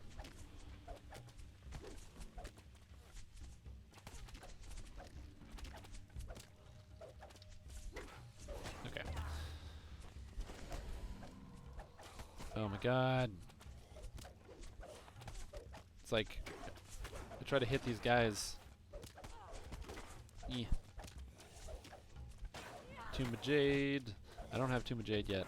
I like locking guys in Tombs of Jade, but the problem is until you actually get the ability Tomb of Jade, your Tomb of Jades are inconsistent. Jade Strike is great, but unless I get a critical hit, which I just didn't, it's like all of a sudden, oh, no Tomb of Jade. If you don't roll a 20 on Smite Tainted Creature, you don't lock a guy in a Tomb of Jade, which looks awesome. I'm excited for the actual spell Tomb of Jade, of course. The actual spell Tomb of Jade is extremely strong. It's extremely strong because it's a very high DC. It's a will save. It works on whatever. It lasts 30 seconds. It's a full stun. Just let it blow you.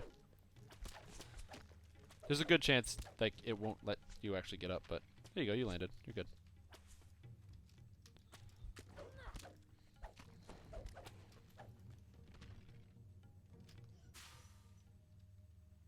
Oh, it blew me off the edge.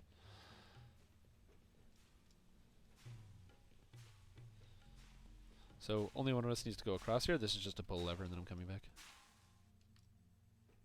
I just keep getting knocked off. Okay,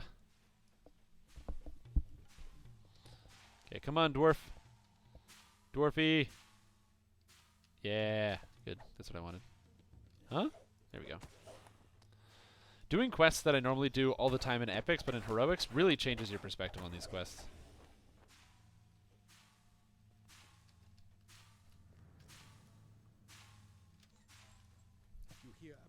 Also, I find this ranger interesting, or not ranger, this druid, because it's a half-elf druid who's dual-wielding just swords, like scimitars. It's interesting. It's a different build. It's not something I would normally do. Hey, Flame Knight, how you doing?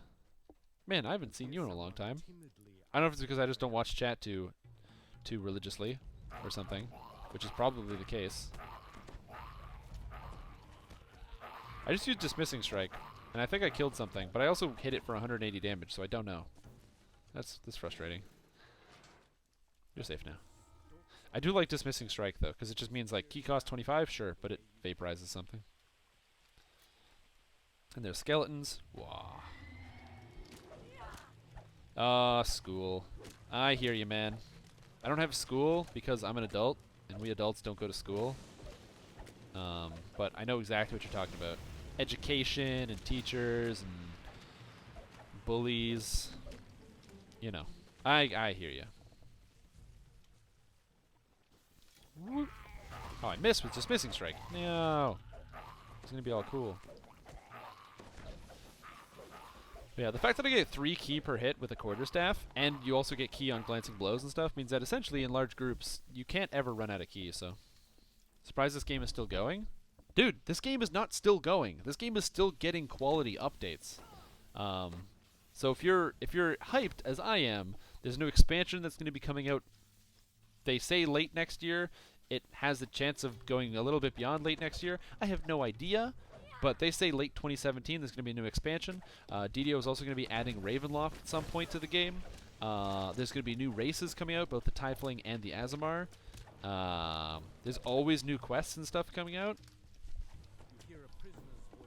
I'm still on the Players Council, and I've already seen the new stuff that's coming out, the new quests, the new items and things like that, and they look amazing, and I'm really excited. So, Dismissing Strike. It's true. Dismissing Strike. Oh, God. Oh, some asshole. Get out of here. Oh, Wolfie. DDO's a small... That's exactly the thing is. DDO might not have the biggest community out there, but it is actually still a pretty prevalent game for a couple important reasons, you know? Oh, God, that hurts. Wow, I totally forgot. You can't just touch a lightning floor. Careful, don't touch a lightning floor. There's like a little ledge you can walk along. There's a couple of reasons why DDO is kind of strong in its sense of, like, in its community and why people still play it. The biggest reason is because there aren't other games like DDO, right? I'll give you a game that isn't DDO, like Neverwinter. Neverwinter is a Dungeons and Dragons game, loosely, but it's not DDO. DDO is its own beast. It's an action RPG that actually has, like, raiding and other things like that. Sure, there might not be, like, the most challenging content. Like, if you're a dude and you're like, oh, man, I played, like, every World of Warcraft raid on the hardest difficulty, and this game's not that hard. Like, I'm not just going to disagree with you. It's not the same level of difficulty. But the new Reaper mode that is coming out looks unbelievable. That's right, they're adding a new difficulty setting, which is going to be specifically for veteran and long-term players. If you're the kind of person where you're like, no, the game's a little bit too hard, or like, I don't like it when, then you're going to hate it. Because it's really hard, and it punches you in the face and the dick, and it says, no, you don't get to have any fun. So it's going to be madness. I'm so hyped for the new changes that are coming to this game. And especially some of the new changes that just happened. Monks got finally rebalanced. Hand wraps are now actual weapons, which means they can scale up things that aren't strength, like dexterity, opening up wider options for builds. The class itself got a little bit of a buff. In the last fighter update, fighters got hugely changed. So now their enhancement tree is so variable and just you can pretty much use it for anything. You're playing a bard that uses charisma to damage, and you're a swashbuckler. Throw in some kensei, you get charisma from it, things like that. Like it's so cool. All the different synergies you can make, all the crazy different builds, and every time I hear somebody going like, "Oh, I've got a new build. Look at this guy. Look at this guy. He's a dual wielding druid. He's not in animal form. He just dual wields as a druid, and he casts spells too." Like, that's so cool. Like, I'm like, I just don't play that. I would always be like, oh, I'm animal form or I'm not animal form. You know? But that guy's like, he doesn't care about your animal form or not animal form. He's just like, oh, I'm just going to dual wield. I'm just going to take the feats to dual wield. I don't know. To me, that's just exciting. And DDO really breaks up the monotony that you might find in other MMOs. Yay, you're welcome. Because... but like DDO really breaks the monotony because there's so many different character classes and things you can play. You know, I played a lot of games, a lot of good games, especially MMOs, and I like a lot of them. But the thing that DDO always will capture from me is for why it will always capture my attention is because it's just got so much variety. I can play 2 pure fighters and have totally different character builds. Like my last character build I did was a fighter, ranger, warlock that used on-hit effects to do its damage with a repeating crossbow. Nobody did that before. I was just like, oh, it could be good. Let's see how good it is.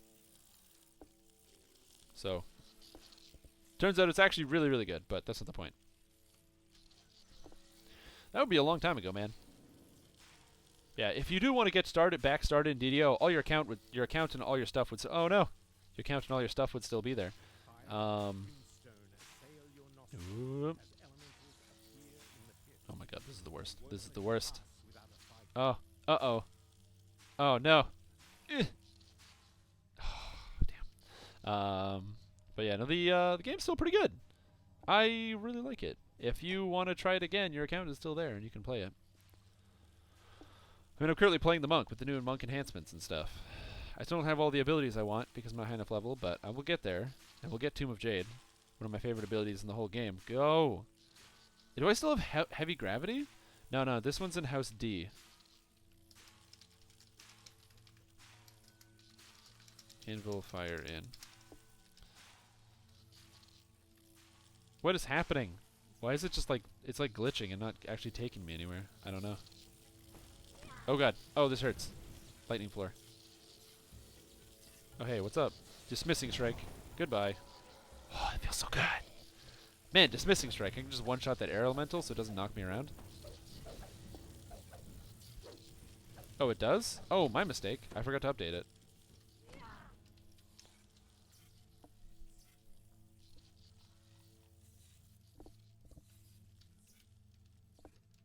Oh god.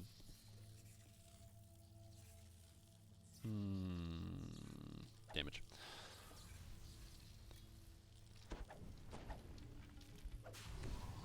Just missing strike feels so good. Though I don't like that ooh, can I? Whoa, hey, you got knocked over to me. I like that. Thank you, Jet. You can even say thank you, Turbine, because there's like probably some wind turbine that made that work. Is that good? Is that a bad thing to say? I don't know.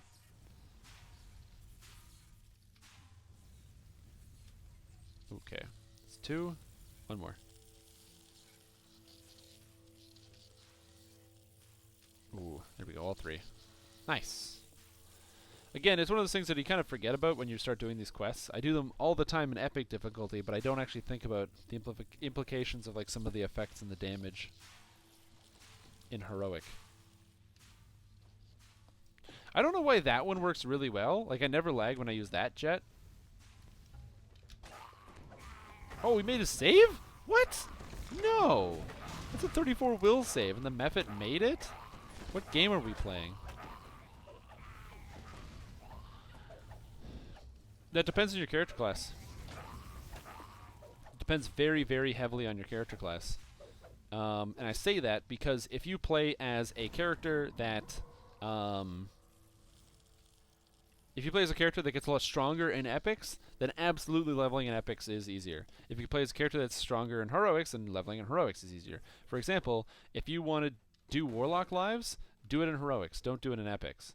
Because if you do it in heroics, you're going to get from 1 to 20 faster, and then you will be getting from 15 to 30. Oh my god, my mouse did that again. You're going to be getting 1 to 20 faster, you're going to be getting 15 to 30. You'll be getting more favors, so you'll be generating more turbine points. You know, it's just faster. But also that depends. Some people know epics better than heroics. Some people know heroics better than epics. I personally would level faster doing heroics, but the reason why I'm doing my wizard life in epics is so I can circumvent heroics altogether. Because leveling a wizard up slowly is a super tedious chore. So I don't want to do that. Whoa. Traps. There we go.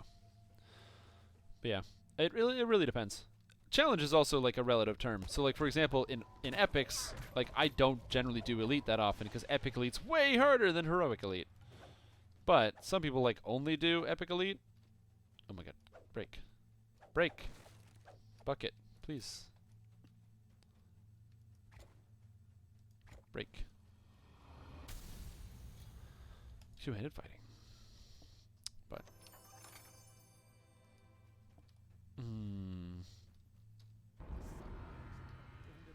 oh, there's no epic chest, right? Because this is heroics. Oh my god, this is too hard. Cool. The next quest I want to do is the Haunted Library in House J.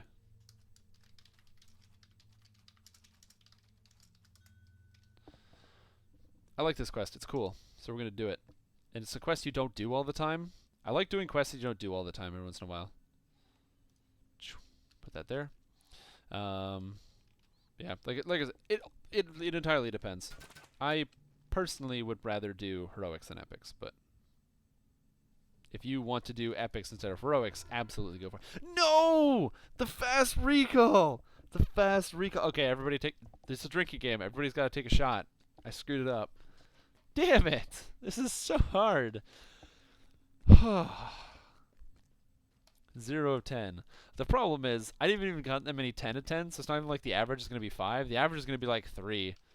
Probably lower than 3. God damn it.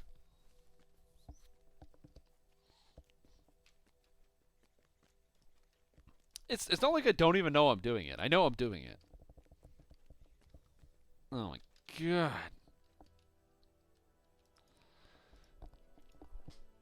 There's no hope. There's no hope, guys. This is just... I don't even want to talk about it. There's like a skill... I don't even want to say a skill cap, but like a skill like level, and I'm just like very far under it right now. My morale is like super low. The game is literally unplayable because I can't even recall properly.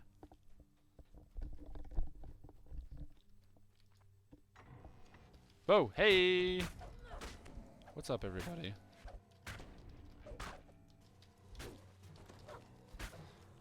Oh well, at least dismissing strike's really cool. Oh man, yeah, like it's difficult for me because, or I wouldn't say difficult for me, but like I have a different experience with DDO than a lot of other people potentially have. Because I've played DDO for a long time, like a long time. I played DDO since the beta days of DDO, and that's one of the reasons why I'll say like, oh, right click, because I right click to do everything. I don't left click to do anything, because that's just the way I learned to play the game.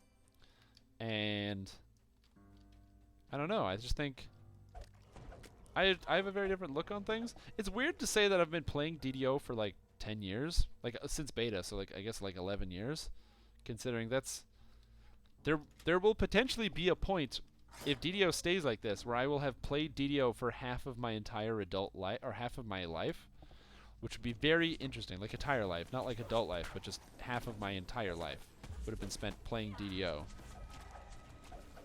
Not like the actual amount of time, not like I actually spent half of my entire life playing DDO.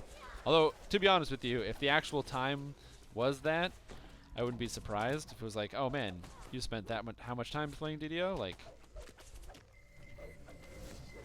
whoa, what just happened? I think just, I've never seen that.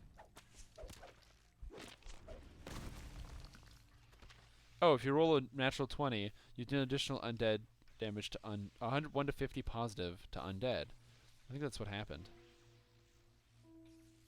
Ooh, collectible. Down we go. Haha! Ooh, Arcane Blackbone. Get out of here.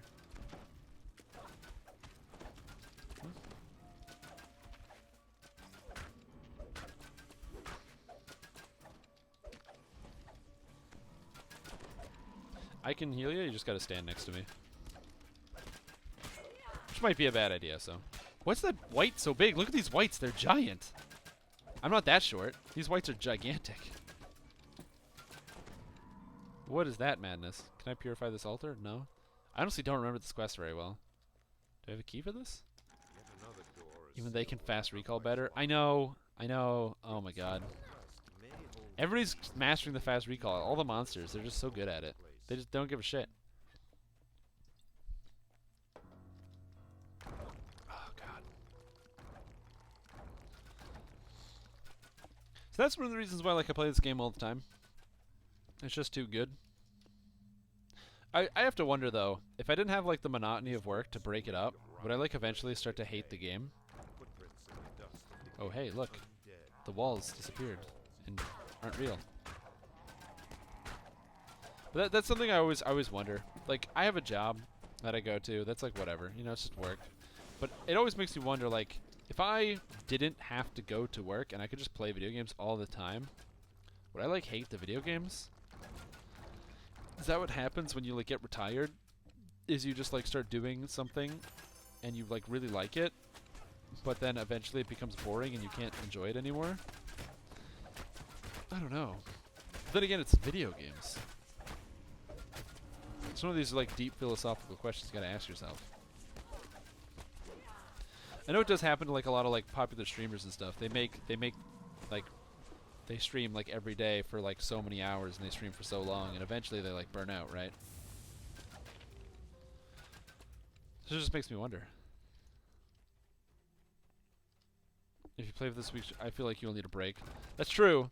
Well, actually, that's kind of my plan. Is that my stream time is going to be DDO time, and then when I'm not actually streaming, I'm probably going to be playing like Destiny or hanging out with friends or something. Truth be told, I do actually have a date with a girl lined up later this week. So you know, getting back on the old, horse and buggy. You know what I'm saying? If you catch my gust of wind. It's one way to occupy yourself that isn't exclusively video games. I mean, occupying yourself exclusively with video games is something I'm very good at, very practiced. Oh, it's like Arcane Black Bones. I should like deal with that. Oh, it was like 2 Arcane Black Bones. I should like deal. I remember when Arcane Black Bones was like the goddamn hardest shit in the game. Like it was like, oh my god, an Arcane Black Bone. He's gonna cast Cloud Kill and your Constitution hits 0 and you instantaneously die. But now it's just like whatever. Arcane Black Bones, just a skeleton. Rip. Run away!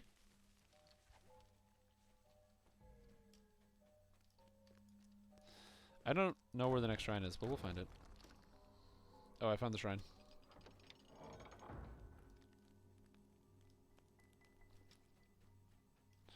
It's a key, it's not a treasure chest. Just run to the shrine. But yeah, you do need to do other things, like, in your life, so... I don't know. Playing for a week straight is like... It's like what I want to do, though. I just want to go play video games for a week straight. I don't know. Taking breaks, man. It's hard to say what's like the right thing to do. That's why like this vacation is weird for me, because I'm like, it's a vacation because I'm not at work, but I'm not doing anything. I always imagine a vacation you're gonna go to like Rome, or Bermuda, or Kitchissippi, which is just a fun place to say. I don't actually know where Kitchissippi is. I don't know where I'm going. I'm just smashing stuff. Ah, Maljoy set of hand wraps. The effect doesn't work. Really? That's weird. Is he still failing fast recall? Hey! Hey! Hey! I have succeeded. Oh my god, you guys are terrible. Can't you focus on my successes? I did like 2 good ones. Come on. I think that deserves recognition. Okay? I have, on more than one occasion, done an actual good fast recall. What is this with this giant room? What the hell is this? I did it 2 times. Thank you very much. And I can conclusively prove that I did it. Oh yeah, 3 times. Yeah, it was totally 3 times. Yeah. So even Infinitely will back me up on this. It was definitely totally 3 times that I did it. God, I sound like a 12-year-old talking about like going to like going to a party or something. So yeah, I went to like this party and there was like 2 girls there, and like I totally like kissed both of the girls. It was like so crazy. Like, I totally did. I had totally fast recalled like twice. I totally did. Like everybody saw it. It was pretty cool. Everyone thought I was cool because I fast recalled. Where does this go? I want to go in here. I know there's other space down there you can go, but I want to go up there. Elementalist Lux skin? You mean like League of Legends? Oh hey, there's livers here. Ooh. Hey, the door's open. I haven't played League of Legends in a long time. Mostly because when I try to play League of Legends, I rage uninstall the game. Whoa! Those walls moved. I rage uninstall that game. It gets me too angry. I think it's gonna reopen. I walked in here and the door closed. It's like a trap. Here we go.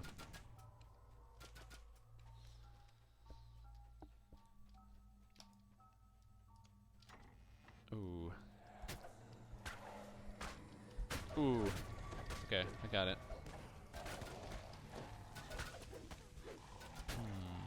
Okay. This treasure chest looks suspicious and is definitely trapped.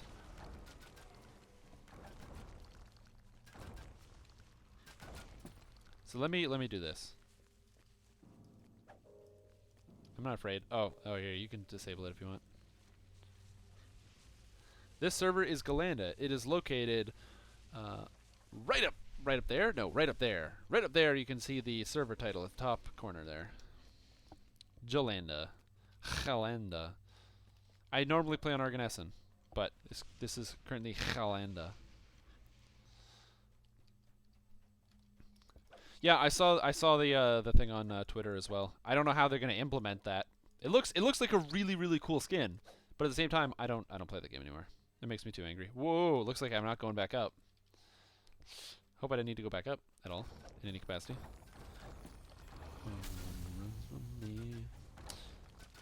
What's up here? There's like a dude in a closed door. How do we get in here? Is there like a lever or something? I don't know how to get into that room. There's a cabinet here, but I don't see anything else. I don't know. Oh, I just saw like the picture on Twitter, so. I will tell you the one thing I did see today, which I recommend all of you go check out. 100% chance you should go check this out. There's the new trailer for Mass Effect Andromeda. Ooh, that's a cool trailer. It's a cool trailer though. It's gonna be a good game. It's gonna be a good game when it comes out. Like when Mass Effect Andromeda comes out, I'm gonna buy it, and then I'm not gonna play DDO for a week or 2 weeks, and then I'm gonna go back to playing DDO. But ooh, looks like a good game though.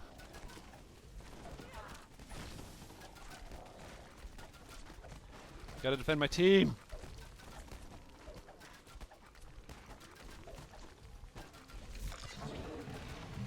I think this guy's low on HP. There we go. So I'm hyped for that game, I'm telling you. I've heard good things about that movie. I just haven't seen it because I don't know what the premise is, and I don't really have that much interest. Evil altar? What happens if I use this? It's no longer evil? This quest is confusing. I don't know what's going on. Magical floor puzzle. Floor puzzle, eh? Seemed to be the key to opening the door. Okay, wait. This has to go like this. Unless this goes like this.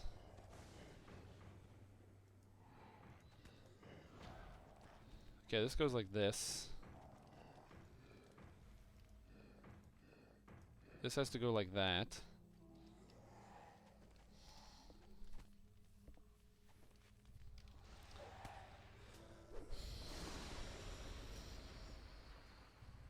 How do you do this? I'm confused. Okay, so this has to go like this. And this has to go like this. This is the only way out. Because there's no way to get around this. So this has to come out here. This is the only way that comes in, but that doesn't make sense. Okay, this can do this. Alright.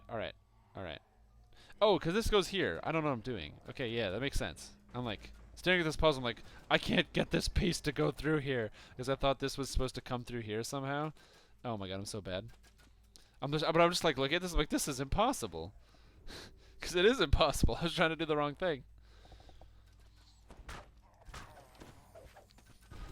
It reminds me of, like, I remember being in calculus, and we were supposed to find, the question was to find the greatest amount of area if you had one piece of string and had to fold it into a triangle and a square.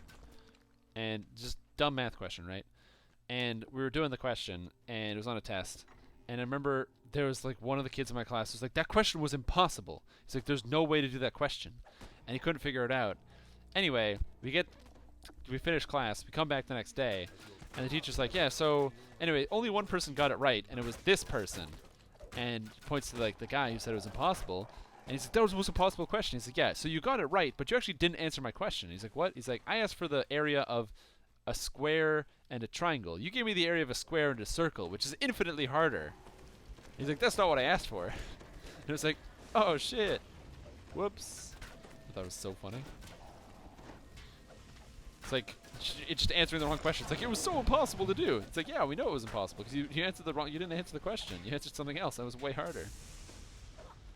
Cool. Do we finish this? What's that? This is a treasure chest. Good. Give me a treasure chest. Mm-hmm. Ooh. Oh, trap guy. Uh-oh. Fortunately, you can open the chest here. Cool. That was good. Hey, Quakenstein, you have like a pet. We could totally do the Zorian Cipher quest because there's 3 of us and you have a pet, so that makes 4.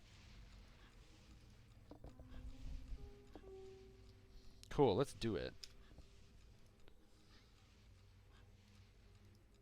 It's super good XP and it's here, so. No! No! No! No! Oh, no!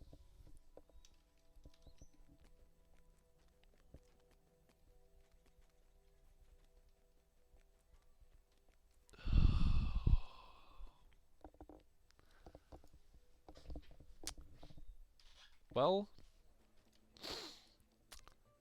Yep. Yep. Yep, yep. Don't even comment. I know. I know. I know. Look. I don't judge you guys, okay? I have a lot of pressure on my shoulders. Do you know how many people are watching the stream right now? I actually don't. There's 23 people watching me right now. Like it's not my it's hard, okay? Look. Sometimes you just you're Oh, what's this guy got? What is this? The Keeper's Sanctuary? Oh, I'll do these quests later. I don't even remember that one. My god, this is... Like, I'm excited for Reaper difficulty. If you had to fast recall in Reaper difficulty, I would literally fail that every time. I would literally fail that every time. Hey, what's going on, Ready to Snap? You tuned in at the best... you tuned in at the best high. Or best high, best time. God damn it. This game is too hard. You need to add an easier difficulty where you can fast recall better. This one's in the northeast of the place.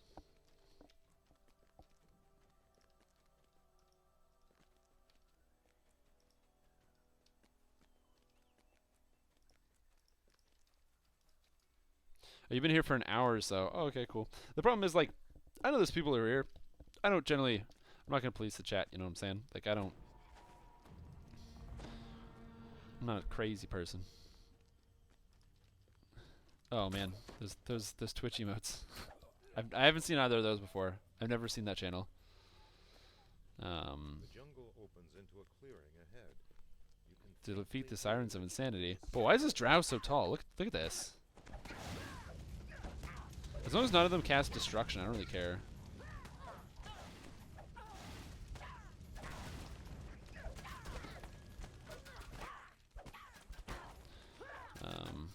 Man, that is just disappointing. All right, so we'll get it next time though. I just find it's one of those things where like fast recall, it's hard.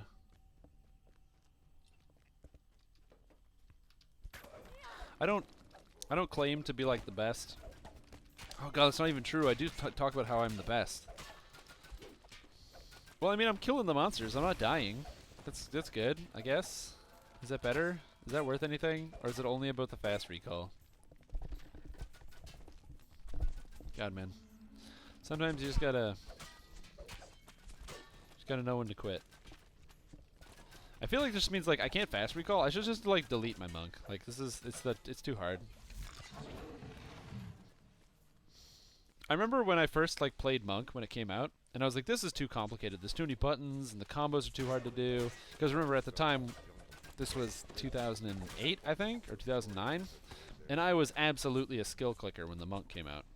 So, because I was a skill clicker and clicking all my wonderful skills, I definitely had like no ability to use monk abilities like that. That was never gonna happen. That was, you know,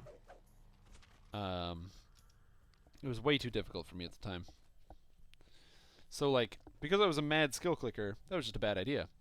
But because I was, you know, I just never really got into it.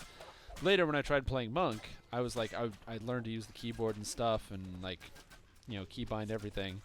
And I remember I was like, man, it's still too many keybinds. Like, how do you do it? And then a Monk player was like, you don't. You just use healing key and then punch shit. And I was like, oh, you just use healing key. And I was like, yeah, you just use healing key. I was like, oh. Like, I was so disillusioned. I was like, oh, really? You just use healing key?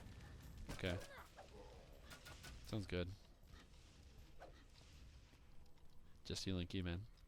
Healing key and let it go. Healing key is a really good ability. Like, I could be like, heal that guy for 80. Crazy amount of healing. If I actually had more positive healing amp, that'd be good. Cool, so this one, you gotta use the altar to go to the next quest. The keyboard? Oh, you. There's the keyboard.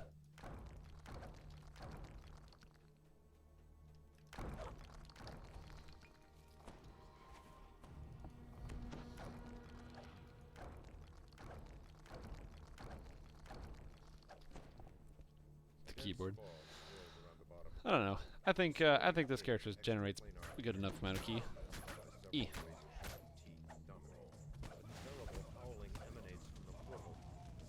I don't know what like a good rage. Oh yeah, I don't have charisma. We don't have charisma, so we won't be able to get all these runes. Oh, don't touch the purple balls; they kill you. Sorry, they have a random chance to kill you.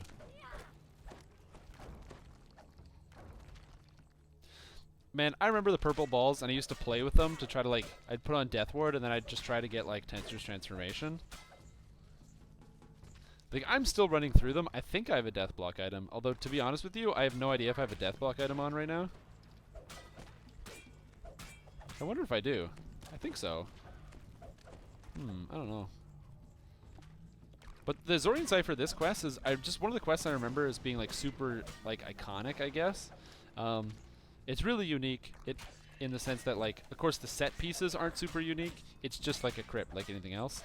But it's got this like crazy shit coming out of the ground, like these Zorian spikes or whatever. You know, it has an area where you have to split up the party, which is why it requires multiple players. It has the planar gird, of course, with spawns. Yeah, exactly. That's why I personally dive into them. I dive into it every single time, because if it gives you Tensor's Transformation, then it's like the best thing ever. Yeah, this guy is definitely a caster druid. He just happens to have some cool weapons. That's kind of cool. I keep wanting to comment on my music, but I realize that it's like, oh, I changed my setup. Nobody can hear my music. It's just me. And a bunch of silence. Yeah, we won't be able to get... Well, there's only Intel, Charisma, and Wisdom. And we can't get the Charisma because nobody has enough Charisma.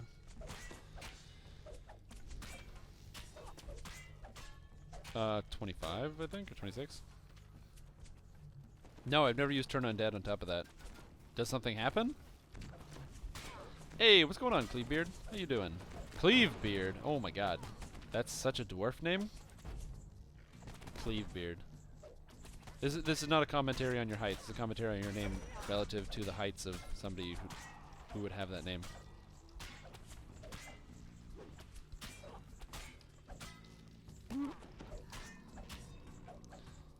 Okay, I'll get right on that with my cleave, or not my cleave, with my turn undead. I will get a character in here, and I will do that. Oh, what am I doing? I'm gonna murder this guy with my murder weapon. Try and make an iconic. Maybe I will. If it's gonna be anything like what happens in what's that quest? And the Dead Shall Rise, where it has the altars, and if you turn undead on them, it purifies them and kills everything in the room. Pasta and pesto? I originally thought that said pasta and paste. Like, pasta and paste. Which would have sounded way worse. Cool. And then there's a chest here you have to lockpick. There you go, Cleave Beard. Oh, hey, cool. I don't know what's up with Dax ass. I don't know if he speaks English.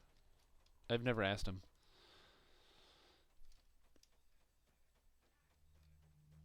Yeah. And then I'll go upstairs and I'll do the puzzle thing.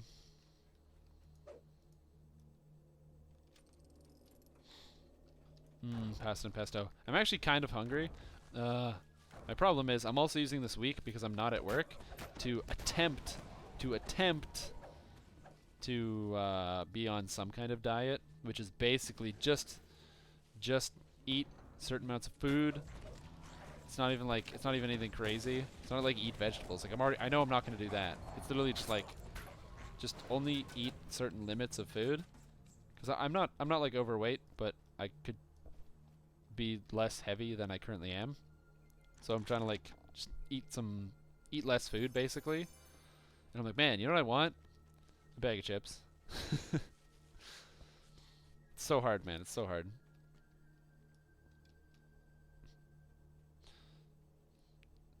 Oh, Dax, come here.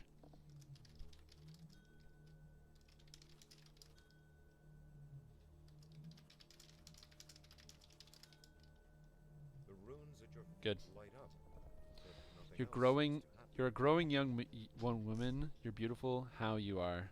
Well, I can't argue with you there. I am pretty beautiful for a woman. So like, Before you open that's just darkness seals the that's just a path true behind fact. you.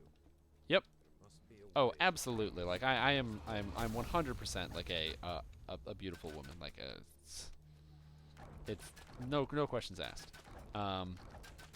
But oh my god, that clicking is so annoying. But like I said, sometimes you just want to be the best you can be. There's nothing wrong with that. Unless you like shove it in people's faces, then there's something wrong with that. Which is why I hate runners. I think running is good. Yeah, it's open. You can go ahead. You just need to pull the lever that's in the room there.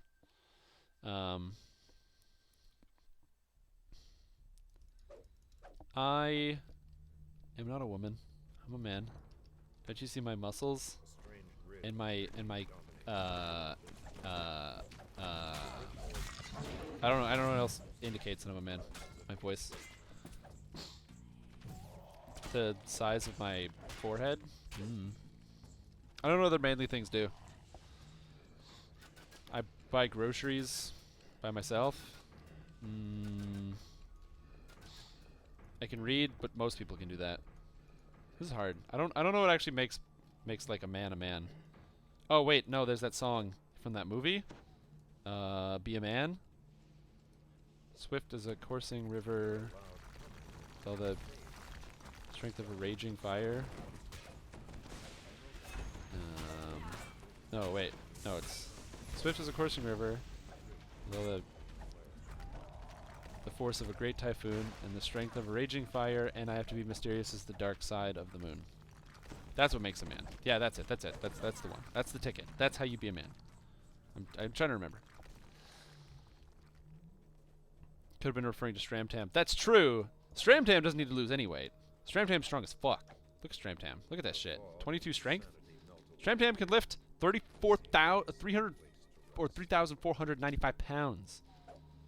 That's like more than my car. Like, Stramtam's fine. Stramtam's like bulk. Beast mode. Is there going to be a stream on my channel after? Because I streamed most of today, probably not. I'm actually going to take it. I'm probably going to go to bed semi-early. Like, comparatively early. Ooh, roll that one on that stun. Good thing I'm not in the trap. But yeah, I'm going to go to bed semi-early. Not extremely early, but just earlier than I have been recently. I'm going to just try to get a bit of extra sleep. Now stop rolling ones!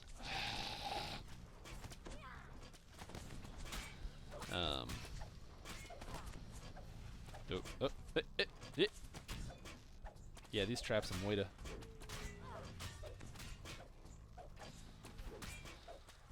Play a 20 barb occult slayer. The tree was totally unenjoyable for me, and we'll see if somebody can make it fun. Yeah, I can't do that for you. I don't know how to make occult slayer fun. It's really not. That's not good.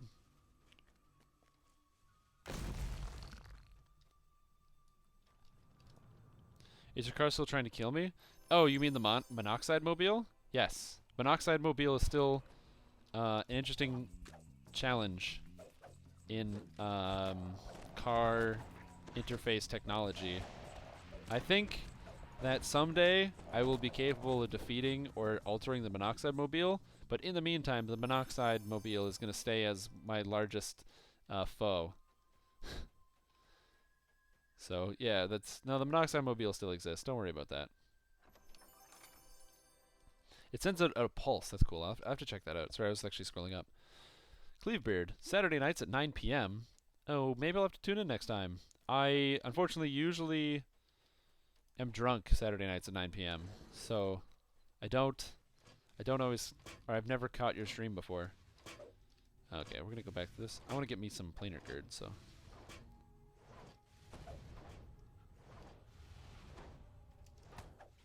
Ow, traps.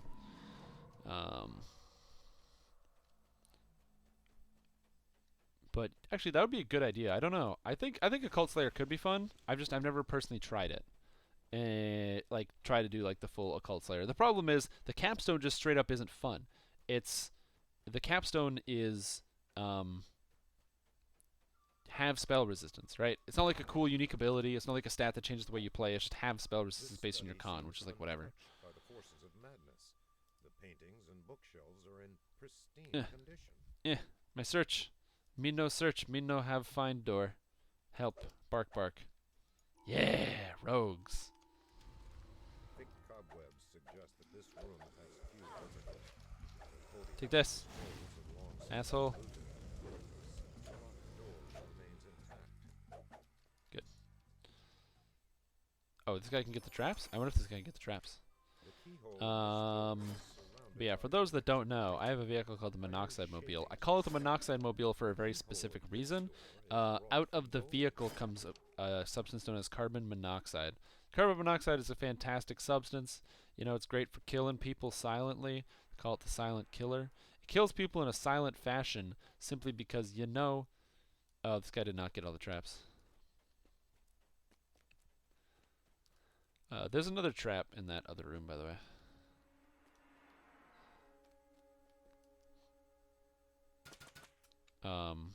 But yeah, it's a great killer.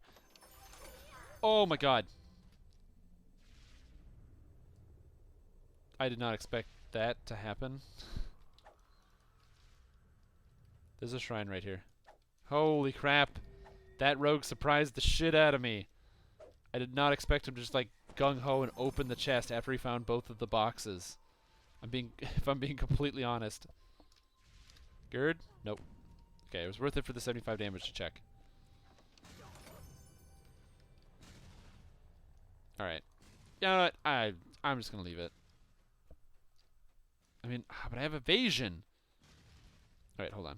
We're gonna meditate and get our health back.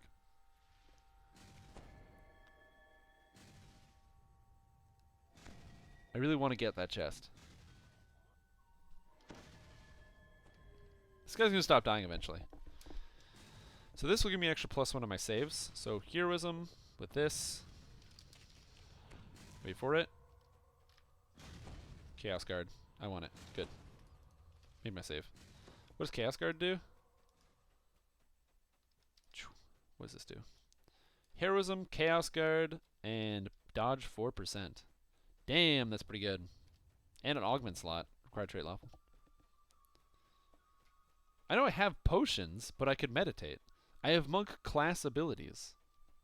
Yes, I could use my potions, but alternatively, I could save money and use monk class abilities. Like, what if I needed that platinum in the future? You know? This way I'll save my money. I remember those old ING Direct commercials where the dude would like toss the orange and be like, "Save your money." You know? So that's what I'm all about. Commercials really affected my childhood growing up, and so I base everything off of like the media that I consumed when I was younger. So it's like it's important for me to like live through those values.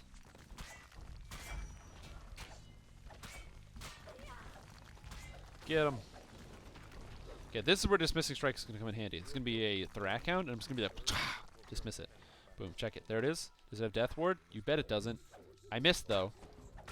I have to kill this really fast.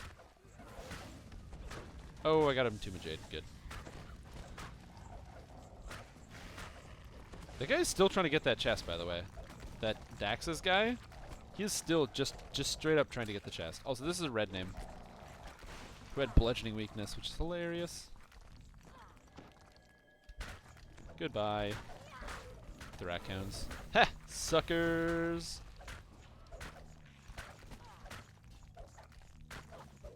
Why is this Rackhound going through the floor? I feel like that should not be happening.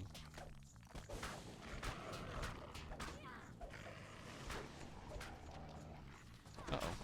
Goodbye. Hey. Conquest. We already got Conquest and everything. Cool. Give Wisdom Man a follow. Also, another DDO streamer. Let's grow this game to new levels. Yo, man. I'm not going to follow that noob. That guy's a noob. Total noob. Like, and you expect me to just go and, like, follow a noob? My God. Look at that. Fine. Fine. There you go. There you go.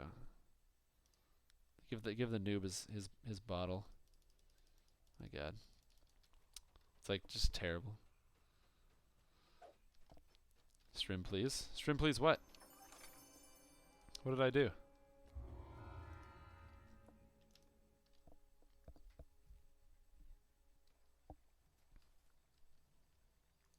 Yep, they're just, well, the traps are going, but you can try to loot them. I don't know if that's helpful, but come on, what? I'm confused infinitely. What's going on? Why are you shouting at me? Telling me, oh, you should do this, you should do that. I'm doing my stuff that I normally do. Alright, ladies and gentlemen. Hey guys. Thanks for the group. This is a fun time. Glad we got those quests done. That was swell. I'm gonna bounce and do something unrelated. Hey guys, thank you for watching the Strimstream today. I had an awesome time kind of making a great show for you guys today. I had a lot of fun. I'd like to take this opportunity to talk about something very dear to my heart. And that's me. I'm going to be streaming all this week, every single day. Monday, which already happened today, so you can cross that day off the list. Actually, don't think about Monday. Tuesday, Wednesday, Thursday, and Friday. To find out exactly when, follow me right here on Twitter. You'll know exactly when I'm streaming. But did you know if you watch Stream Tom today and you're like, damn, Stream Tom, you run yourself a good stream. I like this. This is pretty good. Like out of 10, I give it like a piece of wood. So like you can follow me actually. I do stream on my own channel. I don't stream here all the time. That'd be madness. Could you imagine if I streamed on DDO stream all the time? Ooh, that'd be crazy. I don't do that though. Don't get paid enough. So you can follow me there if you want to support a really good channel led from a really hardworking, handsome guy. So there's that. I'm done for the day. I'm really tired. Actually, I'm really hungry. I'm not really tired. Just hungry. I don't want to get food. And I can't do another quest that is less than 10 minutes. So I'll be streaming tomorrow and the day after and the day after. So I will see you guys around. It's been fun today. Oh, man.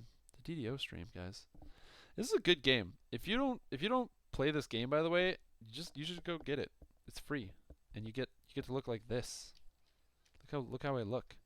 In fact, if I take off this cosmetic, no, I need that cosmetic. If I take off this one, look how I look. Like a monk. Ooh. Also, I learned it. Check it out. I found a onion. Follow the DDO stream too. I found actually a cool bug. Let me show you a cool bug. It's just gonna make a build work. So my next build I'm gonna be doing after this character, I'm gonna detail this out right now, is this one right here. I'm gonna be doing barbarian. Now barbarian is really interesting because it's like kind of boring. Like what is barbarian? You equip a two-handed weapon. So you just go ahead and do I have a two-hander? Yeah, I do. You slap a two-handed weapon in your hand, and you do this, right? This is barbarian. Oh, look at me, I'm playing barbarian. Wow. Ooh, I cleave too. Whoa, barbarian, right? No one cares about barbarian. But there are ways you can make barbarian interesting.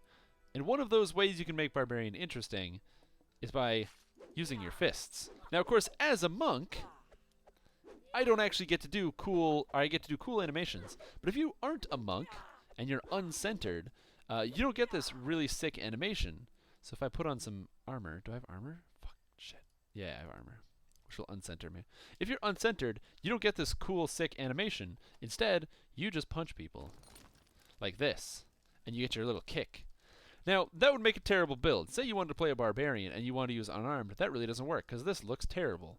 But they recently made a change so that hand wraps are now an exotic weapon proficiency. Anybody that wants to can grab some hand wraps and do some fisty punch just like they're a monk. However, it doesn't give you the animation. You still do this. Well, somebody showed me a trick, a secret that's going to wrap it all together to make unarmed barbarian an amazing top-tier build. Here's how you do it.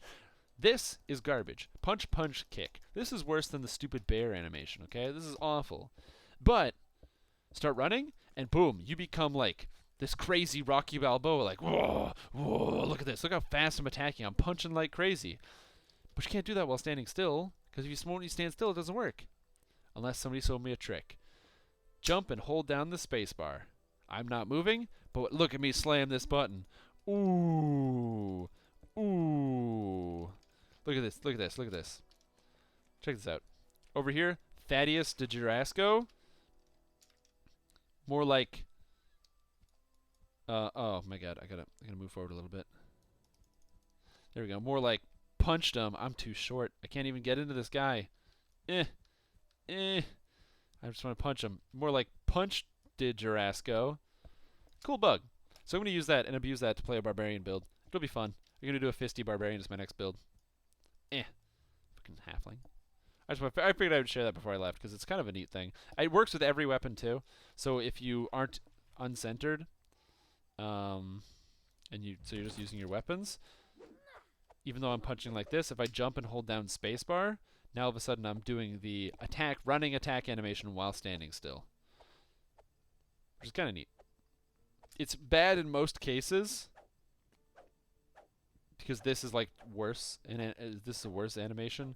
Same thing with most animations. This is worse, but specifically for unarmed, it's significantly better. So that's something cool you can do. So there we go. There you go. Shared that little tidbit of information with you guys. Oh, the unarmed build that uses a stupid bug where you have to hold down the space bar.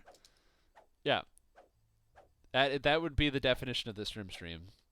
This stupid bug that only works when you're holding the spacebar. My thumb is gonna hurt so bad. Oh god, I'm excited to play it. Cool. Thanks for watching, everybody. Have a super duper duper duper night.